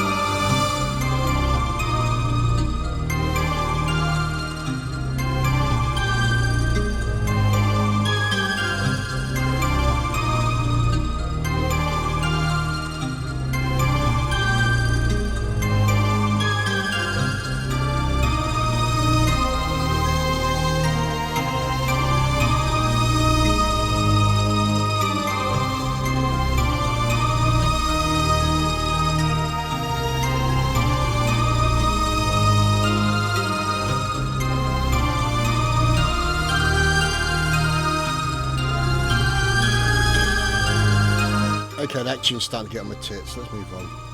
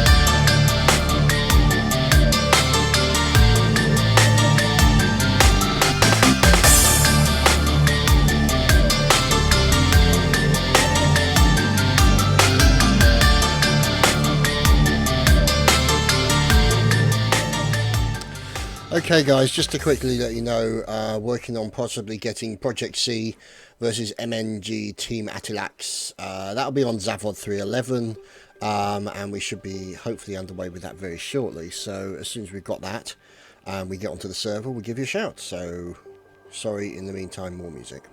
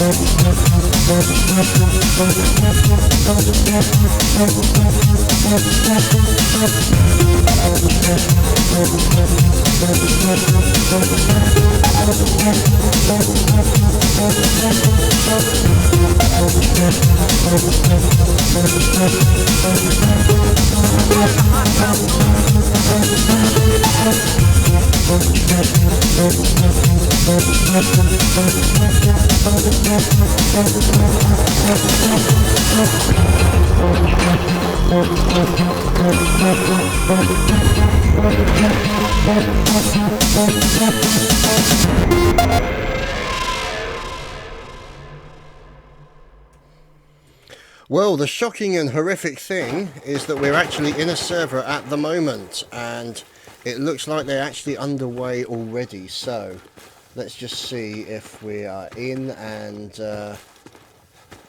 yes, that is correct, Dogbert, that is the password. So at this current moment we're in with MLGA Rave.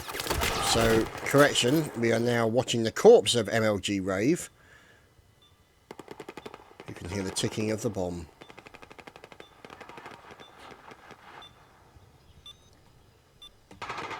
The sound of gunfire in the background. And the sound of Dogbert trying to type in the German password. So. That's generally quite quiet. Yes, indeed. So, we're now watching Rave in here. It's for MNG. Pops open the fence and is making his way over towards the C point. Now, it looks like this could be the round over already. Correction. It's not, because they managed to stop him in his tracks, and now you can see the last remaining member, or one of the few members here, tried to get the res on him but unsuccessful. Now he's trying to defend against oncoming members of Project C, and you can see now Rave being taken out behind him. He's going to try and get a quick res on him. No, unsuccessful. There we go, waiting for it to reload. He didn't have enough charges available. And now we're looking like we might be looking at a possible plant. There we go. So the plant has now been made onto the C point. And the round has just restarted. That's good, isn't it? That means we don't miss anything. That is very good indeed, yes. Yay, I'm in the game! Woohoo!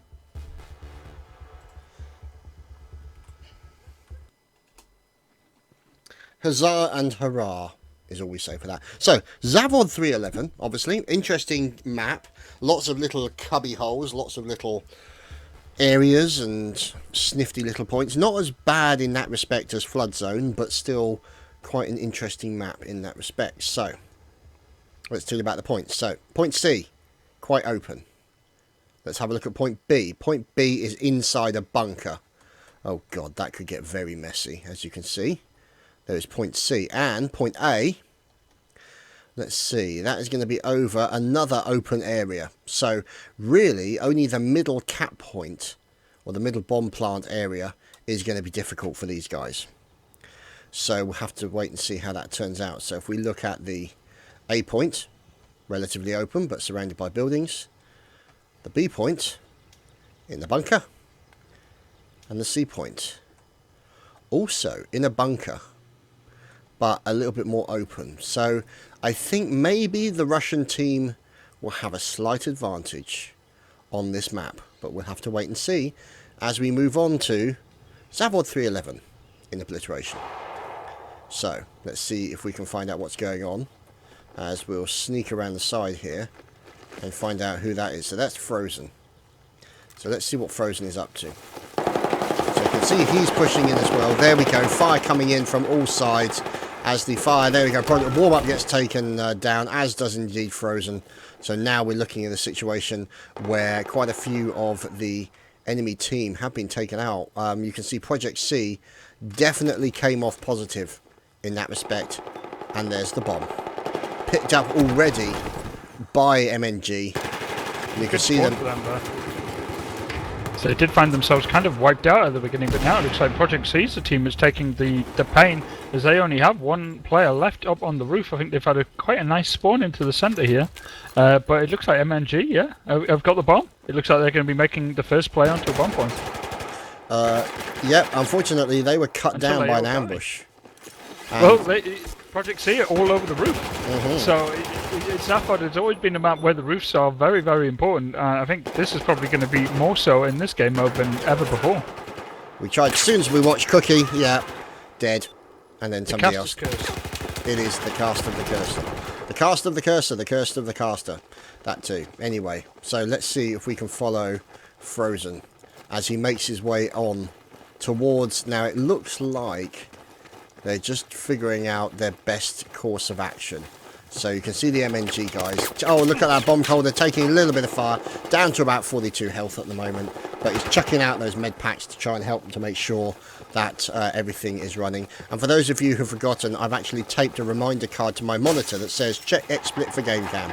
So just to make sure I don't fall across that problem again. So that was interesting. It looks like maybe they tried to sell him a little fake, and they've decided to go for one of the open bomb points, as now the A point has been planted on. So and that's Project C wiped out at a bomb point, so that is MNG going to take the first bomb point here. What happened there was really, really sneaky. I don't think you might notice when they were obviously the bomb carrier is totally visible to Project C, so they were focusing on the bomb carrier. Yeah, they started running into that flag. Meanwhile, MNG just came in from the side, completely not spotted in any way, shape or form. So while they were distracted with the bomb carrier, but was totally defended by cover, the MNG team just crashed into the flank of Project C and wiped them out.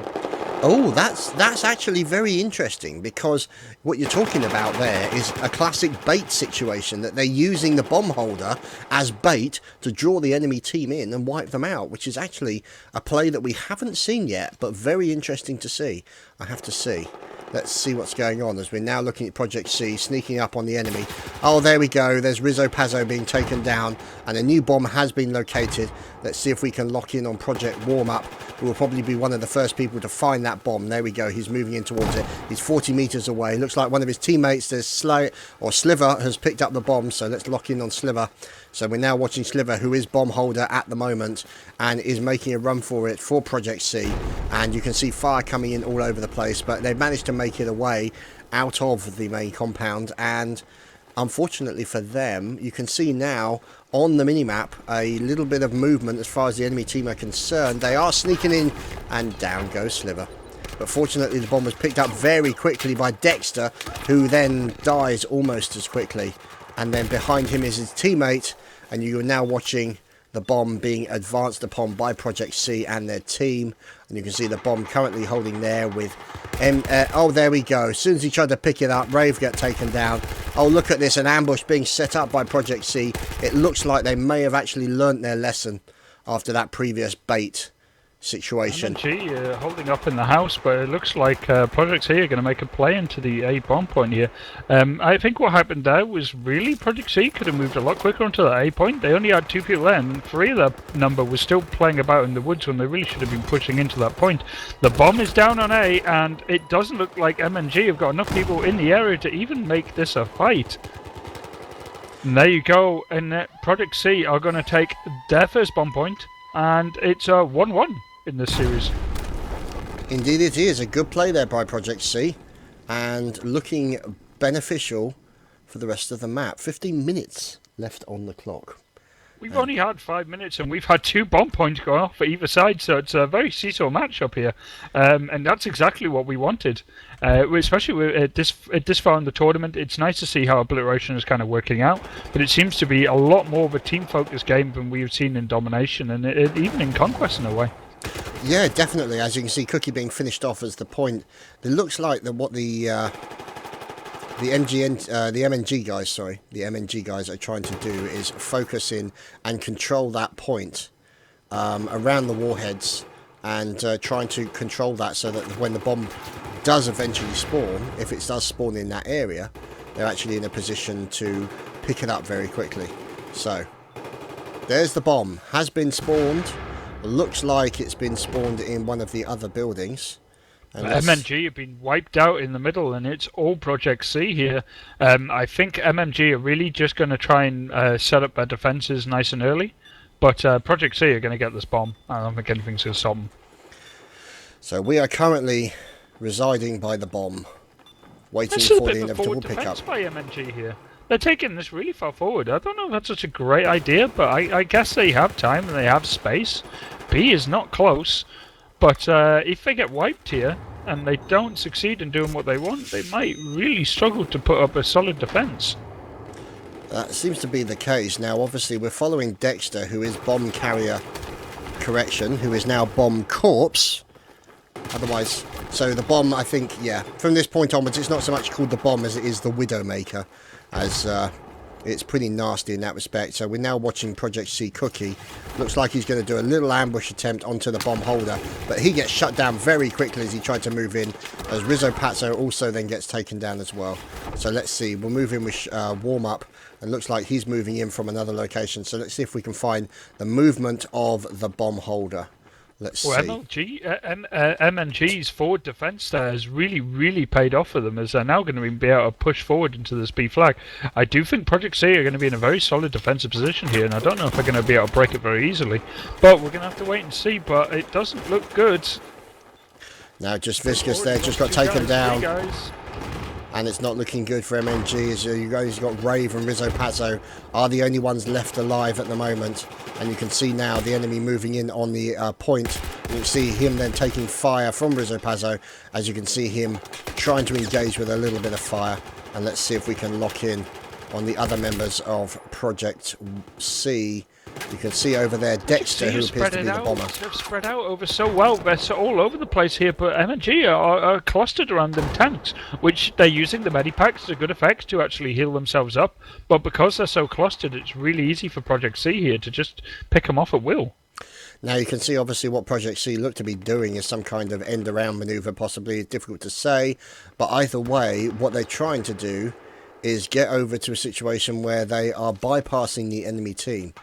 Now you can see obviously one of the, whoops a daisy, sorry about that, one of the enemy is still engaging the bomb holder, so we'll move in and watch Sliver. Warm-up did a mass amount of damage there to the MNG guys. He was holding at least 3 down over at the group of tanks, and even when he got caught from behind, he still managed to finish them up. So that was a 3-man takedown from him, and that gives them a chance to open up on this very open right flank of Project C. Yeah. Sorry, MNG. Definitely looking that way, and we're now watching Sliver as he is in the process of making his transition towards the next point. He is starting to take some fire, maybe. Yep, there we go, a little bit of fire. He plumps down the med pack, trying to take on the enemy. We just have to wait and see how that turns out. But he does have the full team there with him. So let's see if we can lock in on these guys and see how they get on.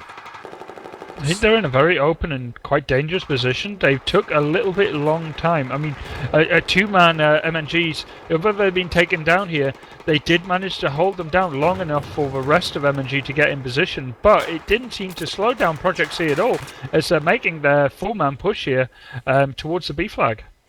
Yeah, so now we're watching them as they make their way towards the point.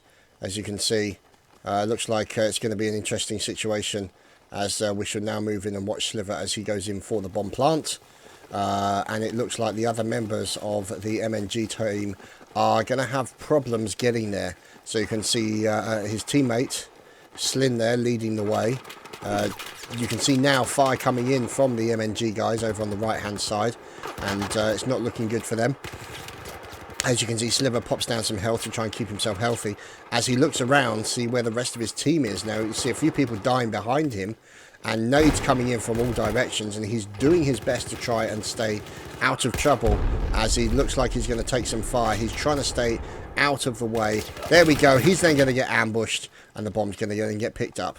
And we're on for the next run.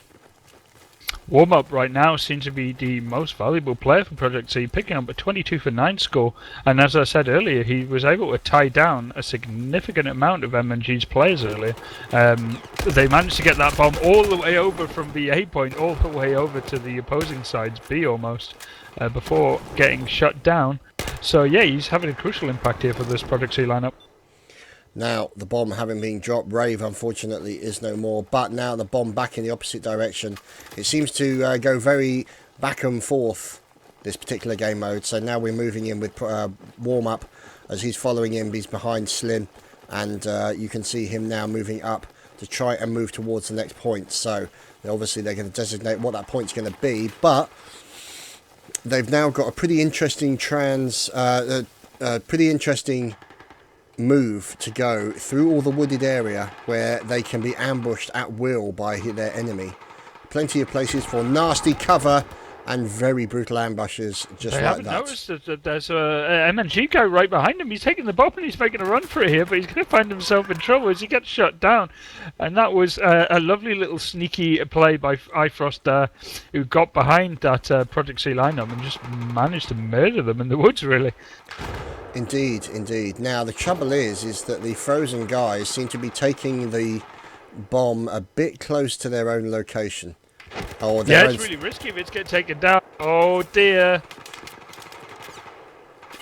That's a really risky situation, as you don't want to do that, because that basically means that you'll then give your opponent an immediate tactical advantage, which means they've got to try and get in there. Oh, and a suicide. A bad landing as he drops. He basically dropped a little bit of extra distance, and unfortunately the landing killed him. And unfortunately their team were waiting for him. They ambushed and moved out with the bomb.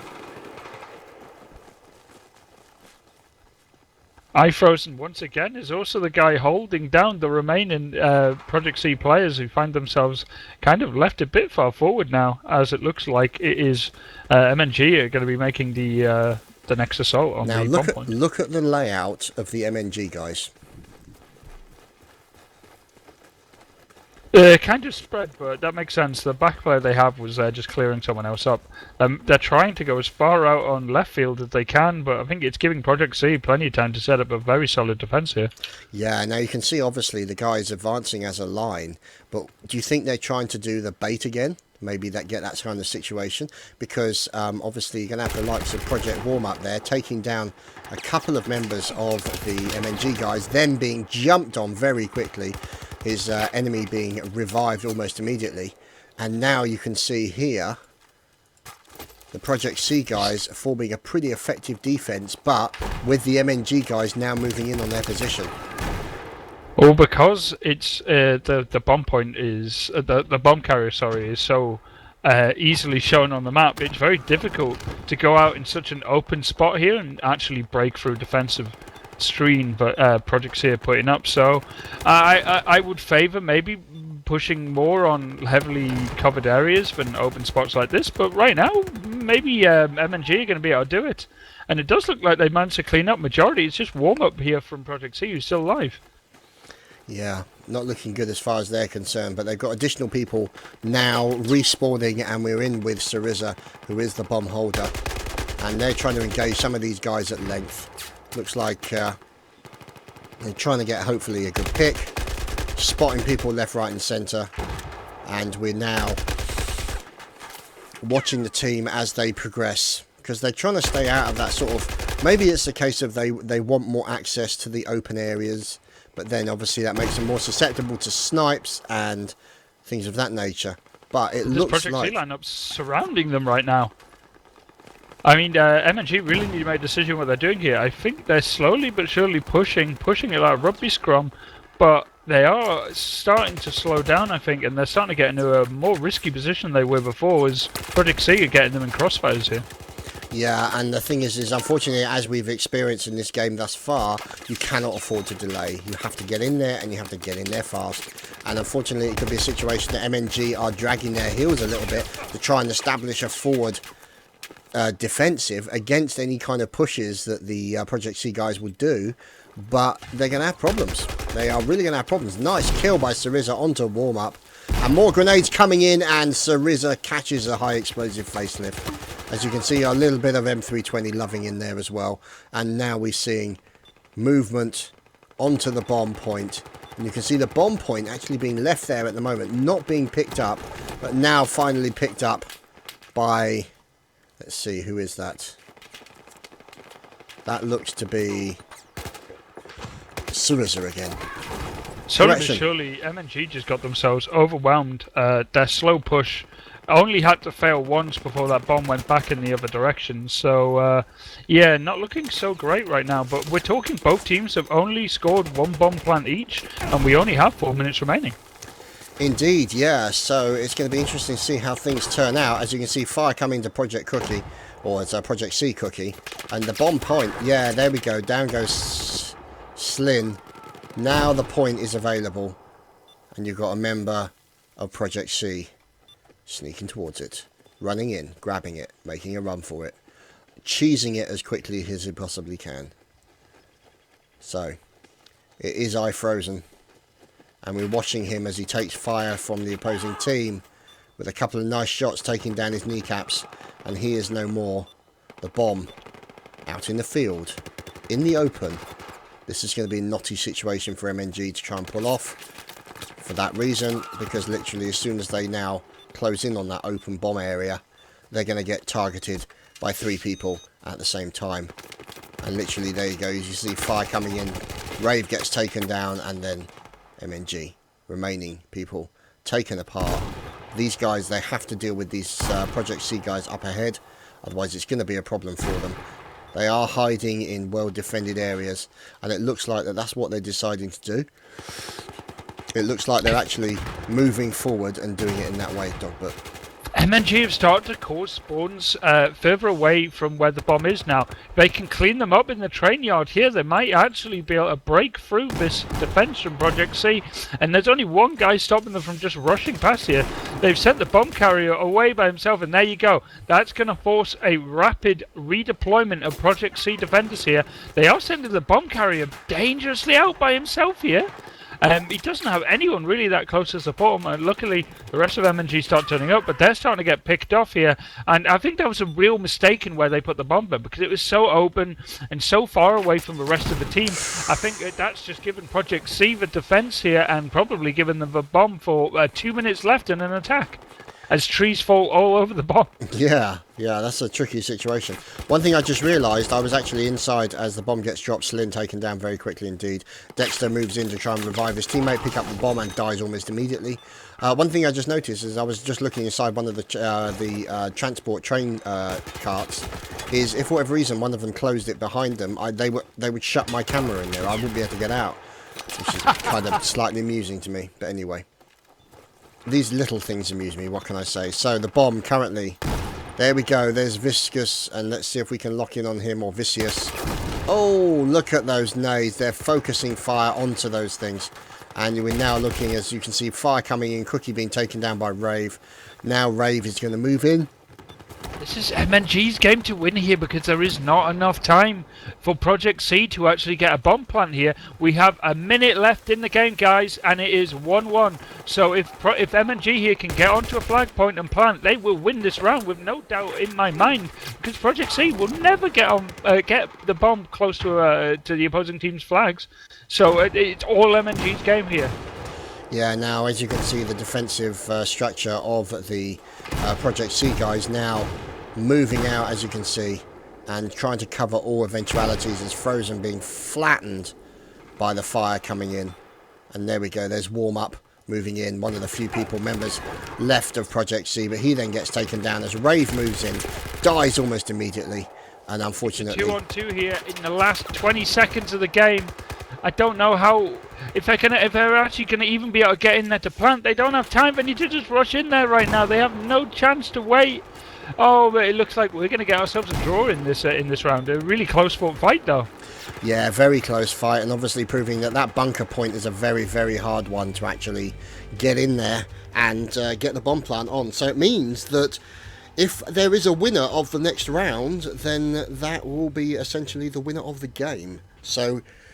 Interesting strategies, I have to say. Obviously, Zavod, a different map from what we're used to seeing played on generally, as far as the game is concerned. So, what was your thoughts on that match overall? Project C at the beginning found themselves immediately on the defensive with the NMG's lineup pushing into the A point and bombing it immediately. So it looked at maybe Project C were in deep, deep trouble early on, but then they made their own push and managed to do the exact same thing to MNG.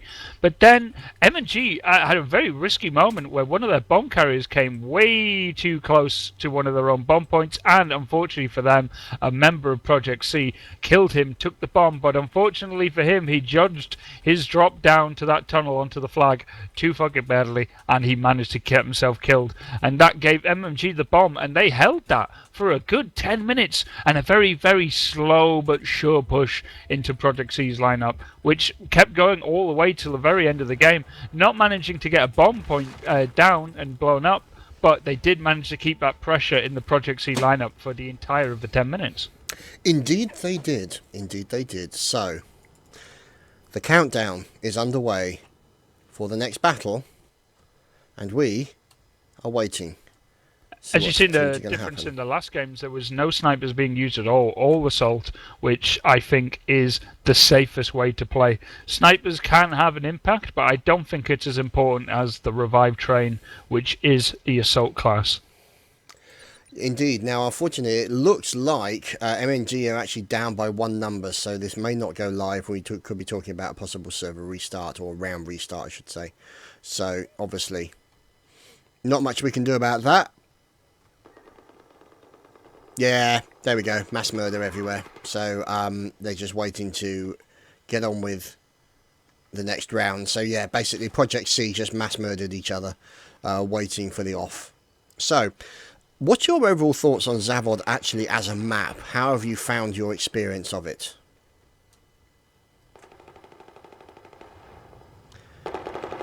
Very little, apparently.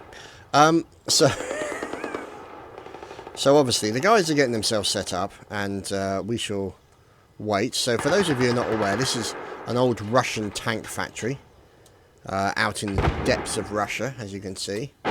Beautiful looking area with a lake nearby, obviously, and is that a dam possibly? I don't know. No. So obviously plenty of flowing water, all that kind of funky stuff. So yeah, very interesting map. You can see all these points here, areas that people don't really go up on that much because it's just tantamount to suicide, because you end up getting shot to shit, which does happen an awful lot. So we are just waiting for the other member of MNG to turn up, and we should be underway. Indeed. So, yeah, what's your thoughts on this map thus far that you've played with it, Dogbert? How have you found it as a map?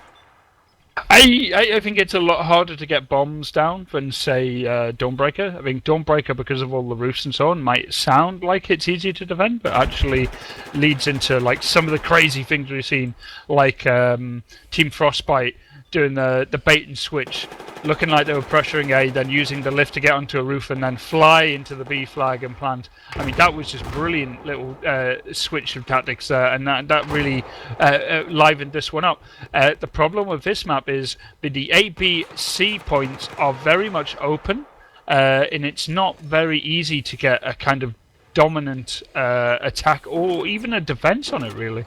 So I think these maps are going to be very, very difficult to actually put your bombs down compared to previous maps we've been watching.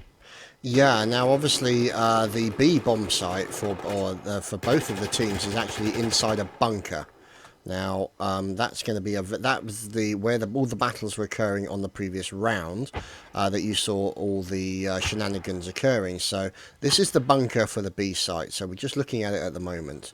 As you can see, very closed in, very susceptible to nasty grenades. Can drop them in through the roof, obviously in through the door or in through the gun portals. But no, needless to say, a very, very nasty area where grenades are concerned, and you're pretty much guaranteed they're going to spam this point with grenades. So what you got to do is take out anybody so that they're not actually a threat to you, so you can get the bomb plant without any kind of interference. What would you say on that, Dogbert? That is a correct breakdown. It's I don't know though, because I think the way a lot of these teams kind of work is if you can get a very good wipe, or even if you can let your bomb be dropped, then the other team is going to obviously try and come in and clean it up. But as soon as they put that guy on the bomb, you instantly know where one of them is, and you can kind of do like a little bait with it. Um, it's if teams are going to be that risky with it, but I think a lot of these teams are going to have little tactics up their sleeves that they're just waiting for the right moment to employ, and until that, they're probably just playing it kind of standard up until that point. So, I think you are going to see some of those winning strats that Team Frostbite used in their previous matchup we watched. Sounds good. Sounds good. Oh my goodness. I think they just blew. Yeah, they just blew up the tower.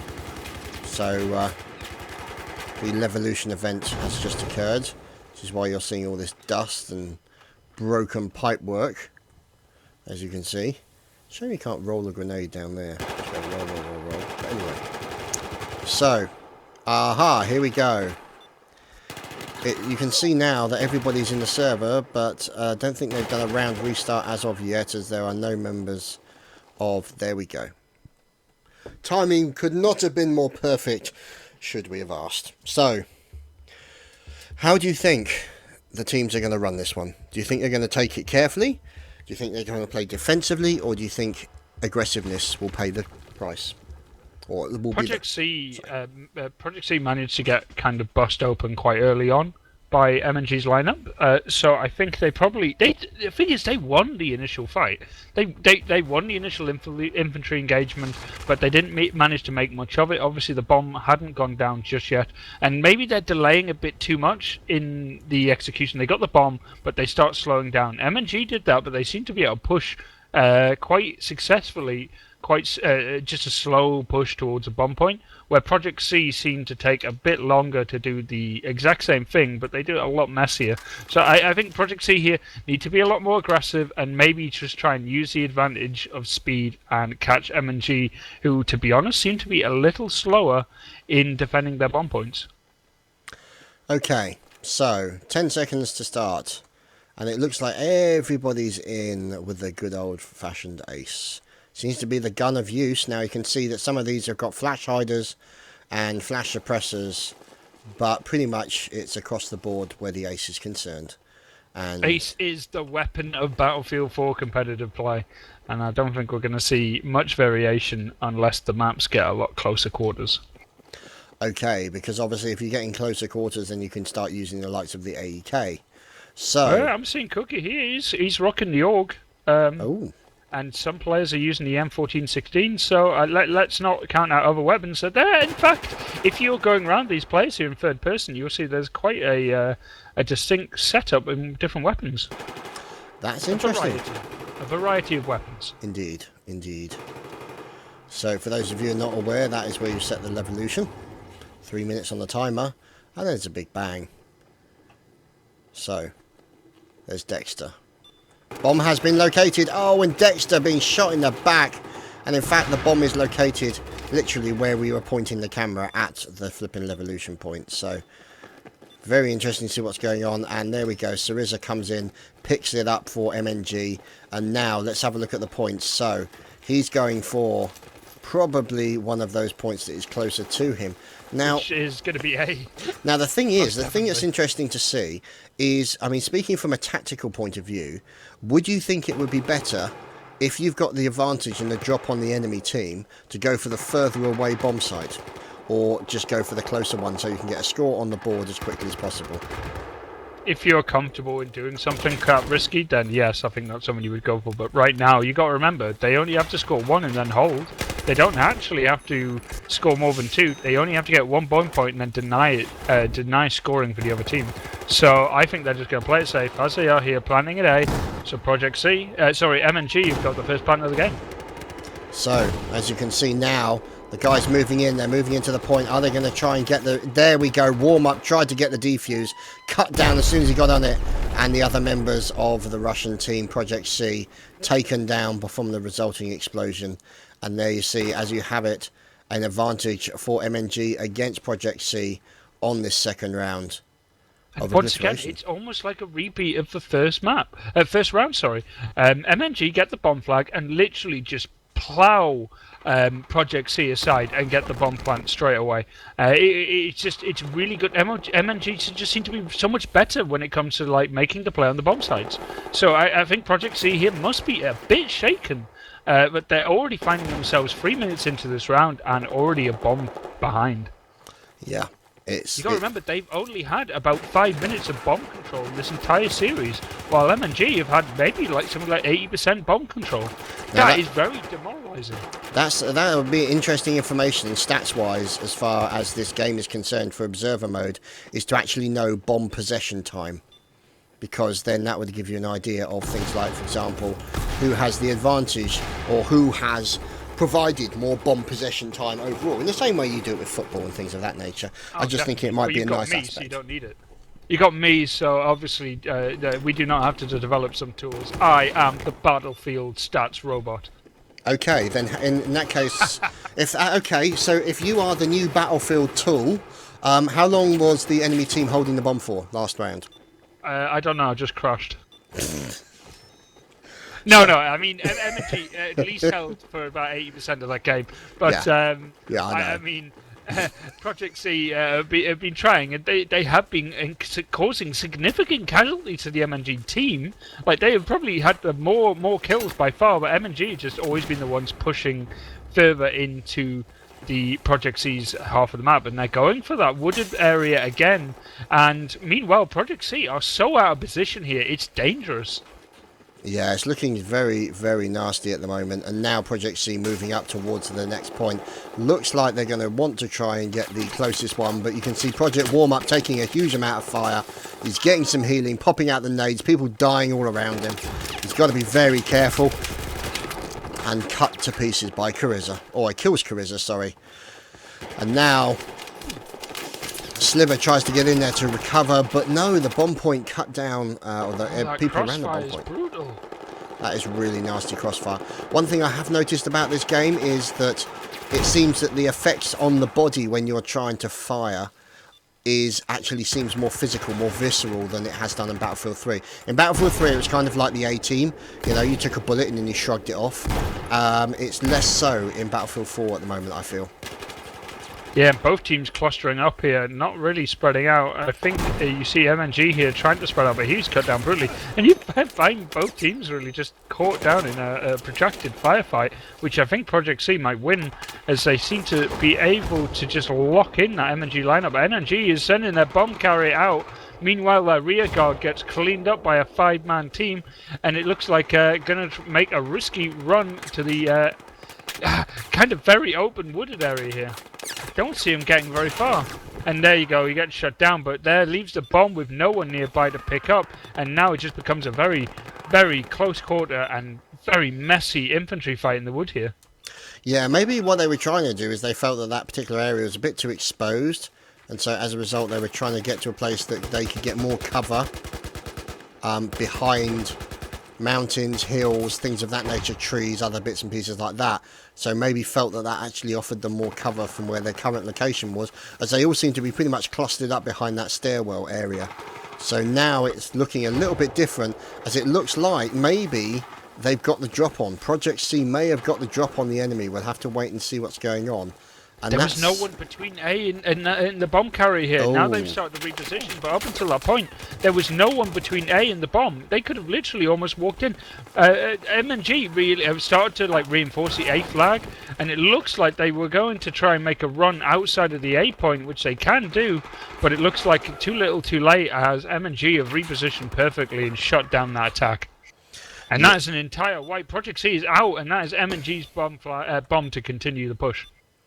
Indeed it is. Now, the question is, are they going to actually pick up that bomb so that the enemy knows where they are? Because this is an interesting tactic. It might be that they decide to leave it there.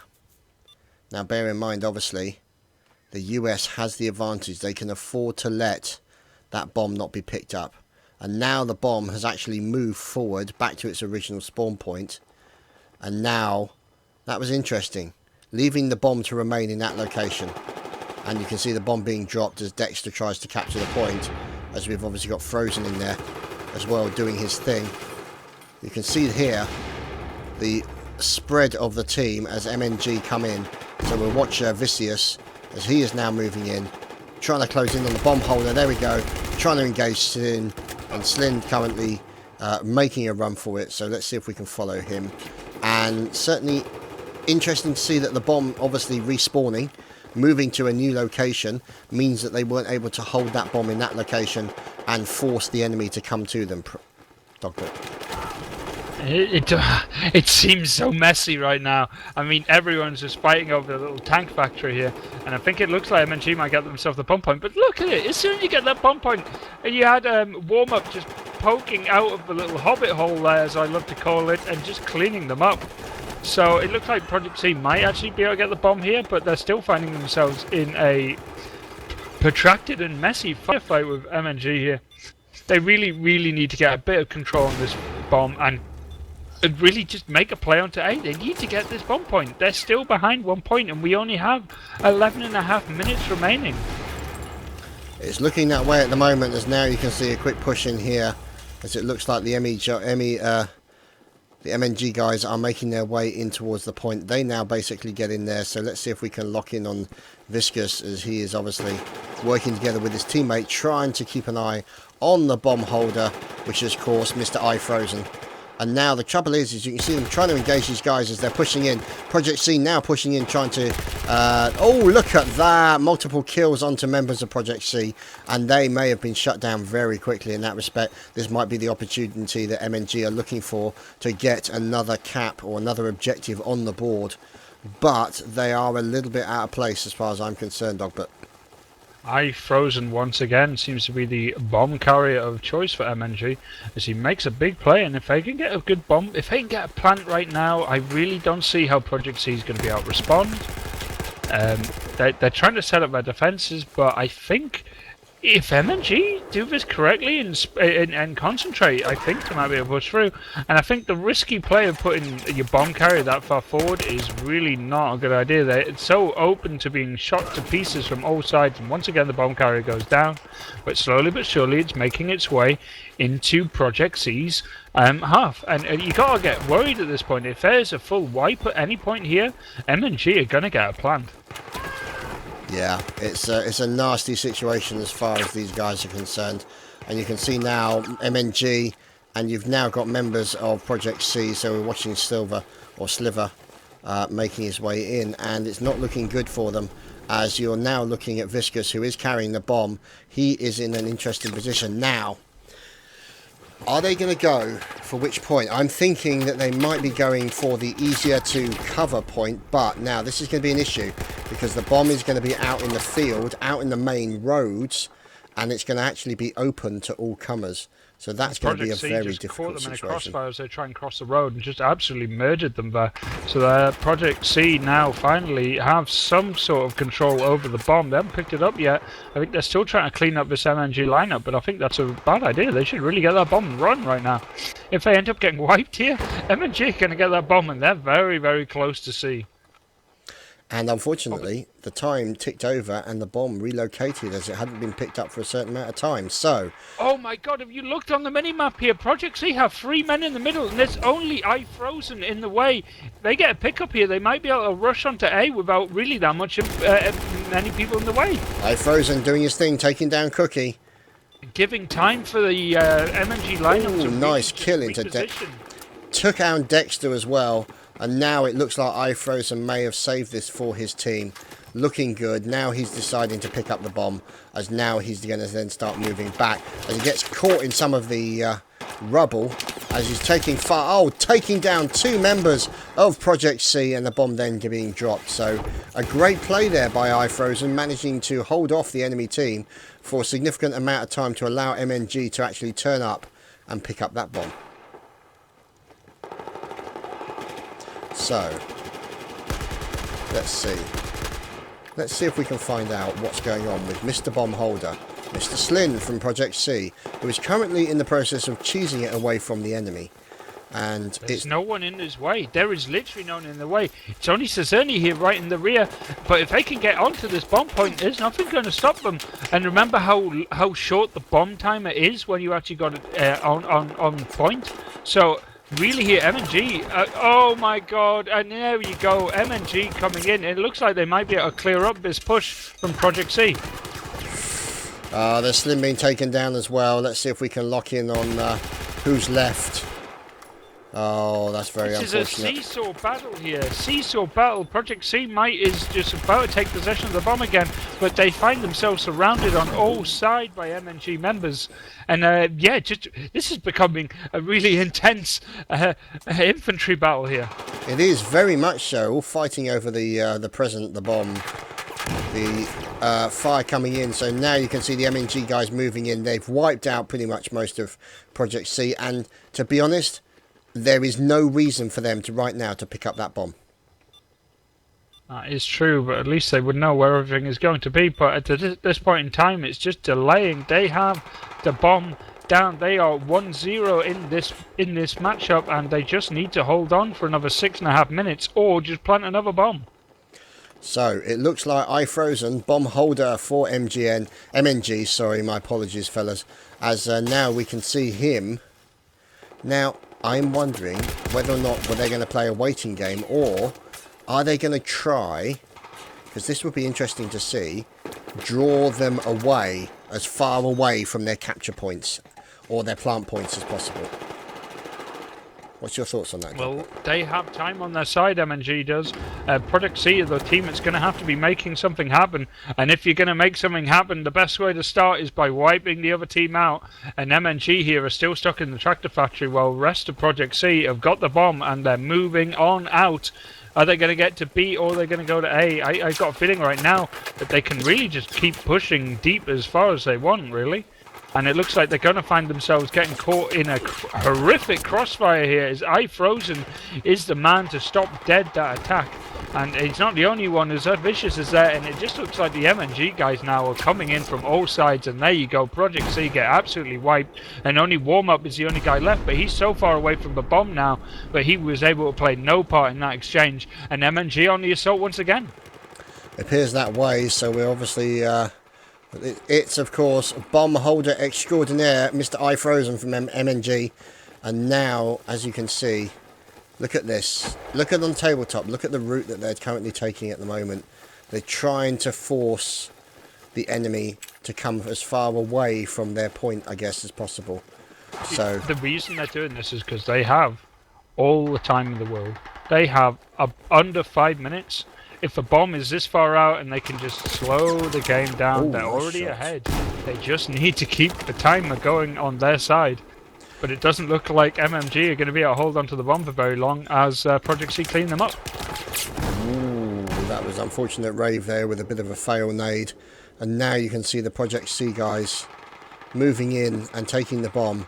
However, Cookie, currently bomb holder of choice, is going to have a run of probably 250 to 300 meters to get to the next objective, and they've got 4 minutes to do it, and they've got to run the gauntlet of MNG players. This is not looking good as far as Project C are concerned. They're on the back foot, and at the moment they really need to turn it around as best they can. What do you think, Dogbert? Project C need to make something happen here. They only have 4 minutes remaining in this matchup. If they do not get a bomb plant at some point, they are going to find themselves out of this test cup. And MNG now just seem to have the solid defense. They seem to be all over the Project C side whenever Project C end up even trying to push with a bomb. And I think they're starting to kind of panic. They know they don't have that much time, and MNG are just picking them off at will. Yeah, now MNG, you can see literally forming a line. And now they're closing in from all directions. Look at this. Poor old Project C, unfortunately being taken down. And there we go. You can see Rave moving in and picking up the bomb for MNG. Now, the problem is that they had there is the fact that I have a funny feeling that they literally stopped to have a firefight and heal up. And that may have been their downfall. What's your thoughts on that, Dogbert? They have got no more time. They have 3 minutes. They need to get possession of the bomb and get themselves as close to a bomb point as possible. They can't mess around in any of these prolonged firefights. And there you go. That's exactly what they wanted. Project C wiping out MNG, and now they're going to be making a rush onto either A or B. It looks like they're pushing for B, but they're finding themselves. MNG guys are flying out the sky. They're coming out of the goddamn sky, and their Project C just getting wiped down by the Mary Poppins of Battlefield MNG, and this is just not looking good for Project C at all. Indeed, a spoonful of sugar was not enough. Found one of their guys down, so they're playing 4v5, and MNG now are on the attack. Yeah, this is not looking good. Poor old Project C losing a man at the critical moment with 2 minutes left on the clock. So we're in with Frozen, of course, and now he's making his way over towards the next point. The guys are going to have to do from Project C, going to have to pull something extraordinary out of the bag, quite literally in the best Mary Poppins style, and we just have to wait and see what happens, whether or not Project C can turn it around. They're going to have a little bit of problems fighting against a full 5-numbered MNG, but we shall wait and see what happens. As you can see, the trouble is look at the Project C guys, they're getting clustered up, but they are in a defensive position. They're in their own little Alamo here, but they're the ones that should be doing this to MNG, is they do not have the time to be wasting. They need to get into a bomb point and level this game up, otherwise they're going to find themselves completely and utterly destroyed. Indeed they will. So, now 150 metres closer to the point.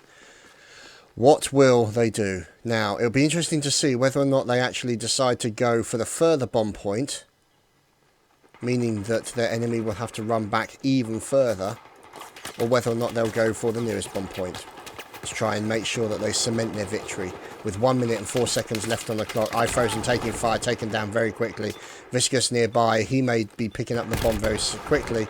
Let's see, there we go, nice kill into Cookie, and Viscous in the process of trying to defend, and you can see trees falling all over the place. There we go, more fire, squad wipe into Sliver, and now we're watching as Viscous picks up the bomb, makes a run, and it looks like, yes, they were possibly marking their possibility for going for the B-bomb site, but it looks like they've decided to push in towards the C1 instead, chucking down the med packs, and you can see they might be able to make it. He makes it into cover, so great play and there. That is going to be it. They're going to get this bomb plant. There's no way they're going to get stopped, and I cannot see Project C getting even close to stopping this. Now the trouble is obviously this is a defended area. Project C are going to have a problem. 10 seconds remaining. Project C are piling in, but it's too little too late, and unfortunately for Project C, they are finding themselves knocked out of this Obliteration Test Cup for ESL. Indeed they are. Indeed they are. So there you have it. A successful play by MNG, and that takes the victory, and we shall move on and be bringing you more Obliteration goodness very soon. So in the meantime, stay tuned, hope you're enjoying, and we shall be bringing you the next lot very quickly. I've obviously just got to check to see where we are on the brackets. Now, let's have a look as we go on and have a look at the brackets. Now, that's interesting because the winners, MNG, are going to be taking on Frostbite. That will be interesting. And that is actually the semi-finals. So MNG, who appear to be, I think, an Italian team. So that seems to be an interesting mix up there between Frostbite, and you've got Lefu and No Names, and they'll be taking on the winners. Let's just show you the brackets. They're Leisure, BF4. Those two guys are playing at the moment, and they'll be taking on Lefu, as you can see, have made their way against Brigaden, DA Gaming, BF4, No Name, and then into the semi-finals. So, two members of the semi-finals, Lefu and Team Frostbite, have already been determined. We're not far off the final here, Dogbert, as the server seems to have crashed. Well, that is actually us done for tonight, as the rest of the Obliteration Cup for ESL will continue tomorrow at 8 o'clock European time. So we have the semis and the final. So, yeah, today I think that is pretty much us done. Well, there you go, ladies and gentlemen. Thank you very much for watching this Obliteration Test Cup. I thank you for watching. I hope you've enjoyed what you're seeing, aside from the slight mistakes here and there. But needless to say, thank you very much, and we hope you've enjoyed watching, and we'll see you again tomorrow for more Obliteration. It's time to go bomb stuff.